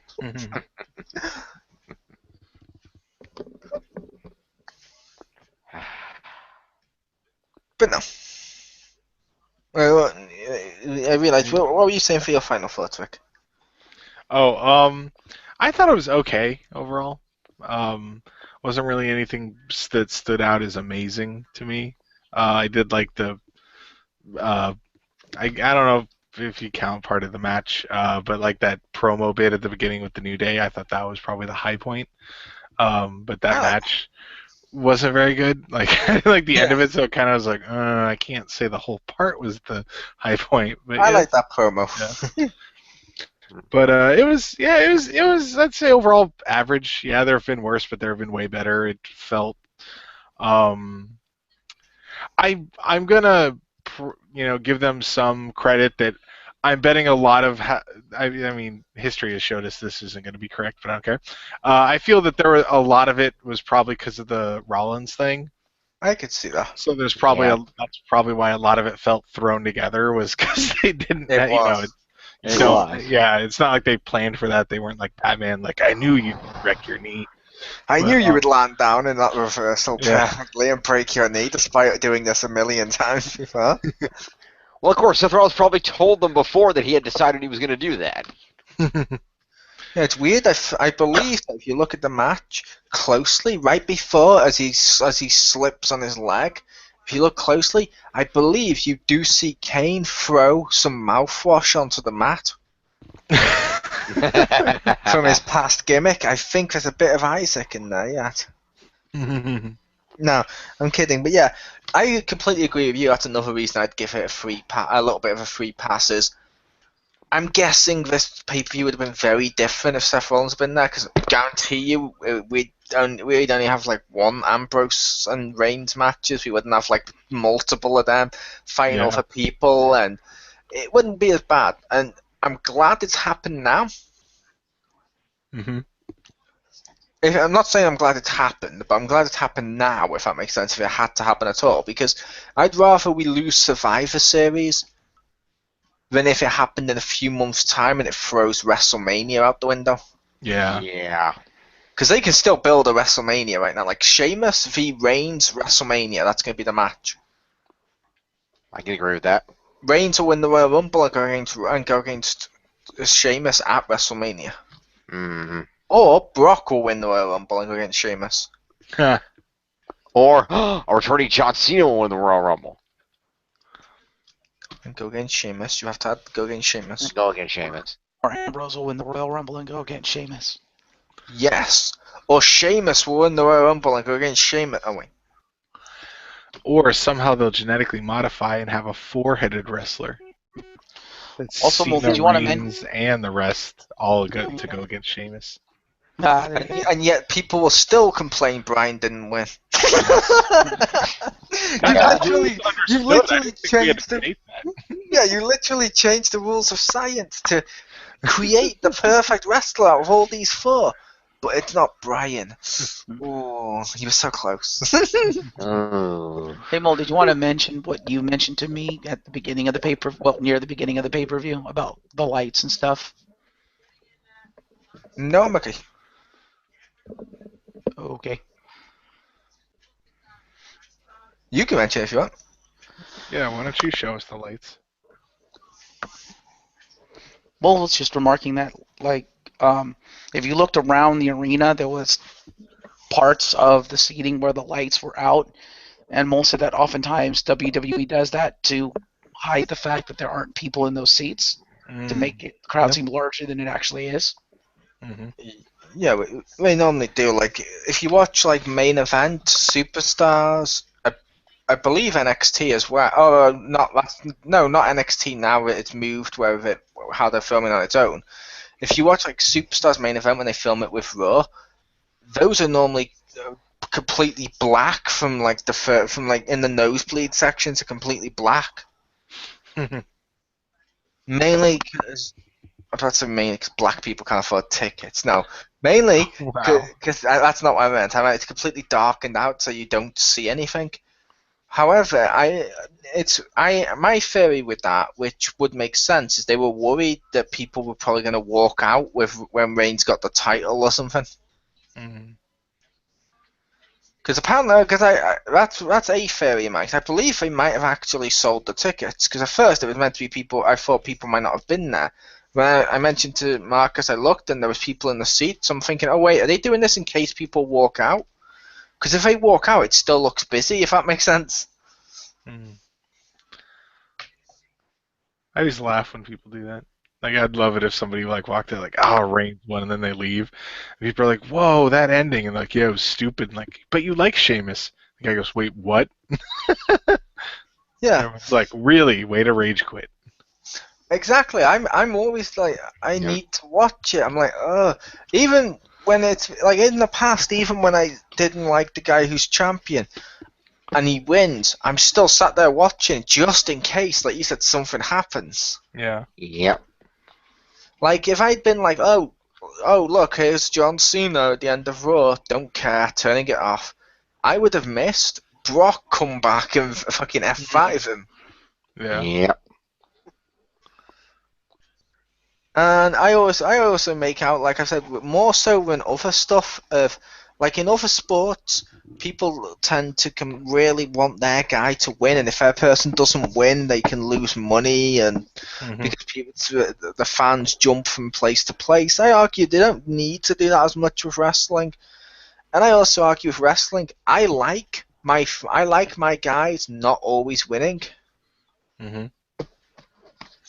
Like for example, I know. Let's say I was to go on, and assuming he wasn't retiring soon, if I was watching, say, like my favorite Undertaker, even though I'm starting to go towards not liking Reigns at the moment, but let's say those two are against each other, and I was to see Reigns win, I'd still be okay with this because it'd be like, oh damn it, because next time when I see Undertaker win, I suddenly feel a lot better, if that makes sense. So I cheer more. It's not like oh I need my guy to win all the time, because I hate that where that's what people are acting like on the internet. With cancel the network all the time. If our favourites doesn't win, we don't like him. Like, no, hell, if Jim did that every time Jericho lost, he'd never fucking be here.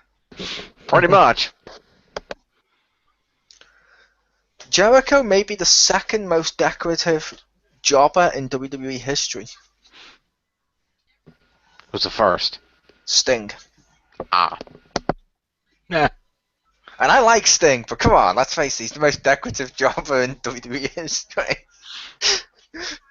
I shouldn't call him that, that's mean as fuck. And I like Sting, but why not?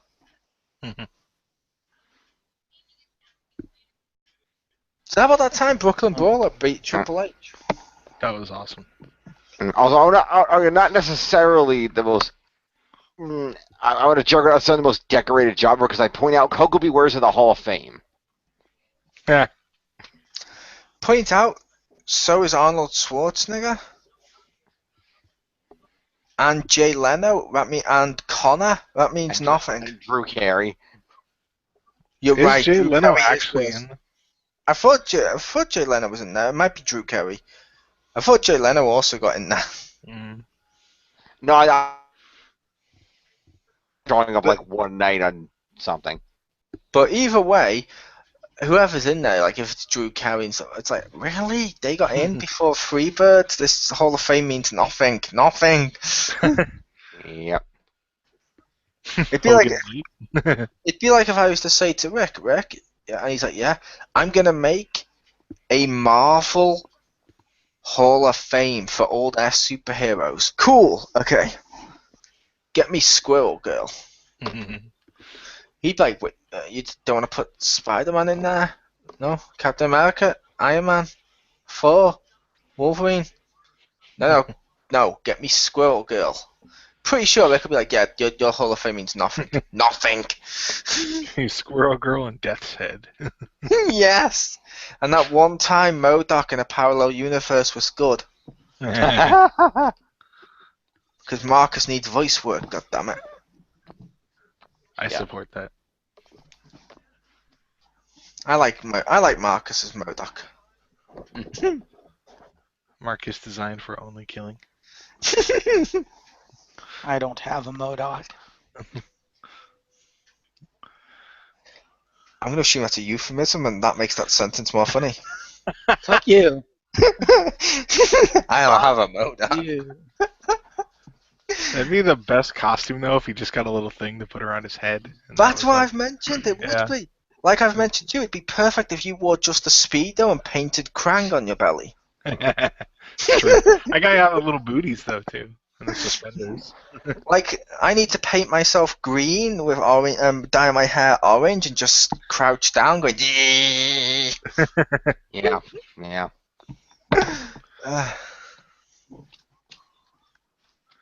Thought you were going to wear a sailor hat and bleach yourself. That would also work. I don't need to bleach myself. I'm English. Oh, I'm okay. actually white. That white, Joe? I'm so white that when I was watching the WWE thing today, when Sheamus cashed in, I was like, holy crap, he's looking tanned. I was about to say you're English, not Irish. We're English are also tanned. We have the same weather. Yes. Did you not see Paige wrestling earlier? True. Apparently he didn't. Ba-dum-tsh. Thank you. Oh, that's right. Delayed reaction. I know. I'm sorry. I forgot our earlier conversation. It's okay. That's okay. But yes, It's a long- this has it's been a going long on. podcast. It's been going on with 2.5 hours now. About 3 hours too long. Someone you. say 3 hours. Well, the pay-per-view ended about 3 hours ago, and it probably took us 30 minutes to get together and actually get in here, so probably 2.5, yeah. Okay, Alright, challenge so- accepted then. We will stay for another 30 minutes. And remember, class, you have James to blame. Yes. Also known as Mandark, grown up. ha ha ha ha ha!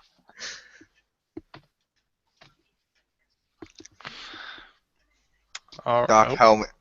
James Yes. Phoenix, dark helmet. Yes. I don't even need to say that to everyone else now, because no one is going to get what that's for, but I'm just going to say that sentence so it makes it funnier. James Phoenix, dark helmet. It's the best one. All right, so there you have it. Our thoughts on the Survivor Series pay-per-view and our usual normal craziness. So thank you very much for joining us, and hope to see you back next week for some more weekend wrestling. So You're going to come back next week? no, I just said I hope that they do.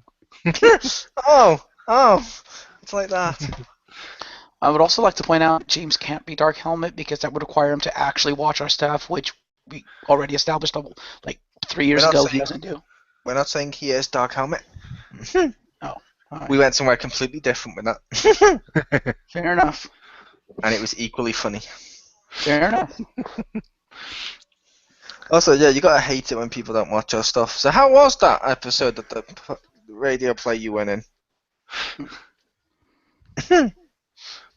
All the ones. All the ones. Well, he wasn't in like 3 of them, right? 3 or 4 or something. One This is Star Trek true. one and I a don't couple know. of DC I don't know. ones. I don't know. It's monthly. It's a certain time a month. I'm just gonna let that one go. I'm just gonna giggle and move on. Thank you. All right, so anyway, come on back next week. Let it go option. He's now at a tea party with Santino and Kozlov. That's true. All right, so thank you very much for joining us, and see you next week. Good night.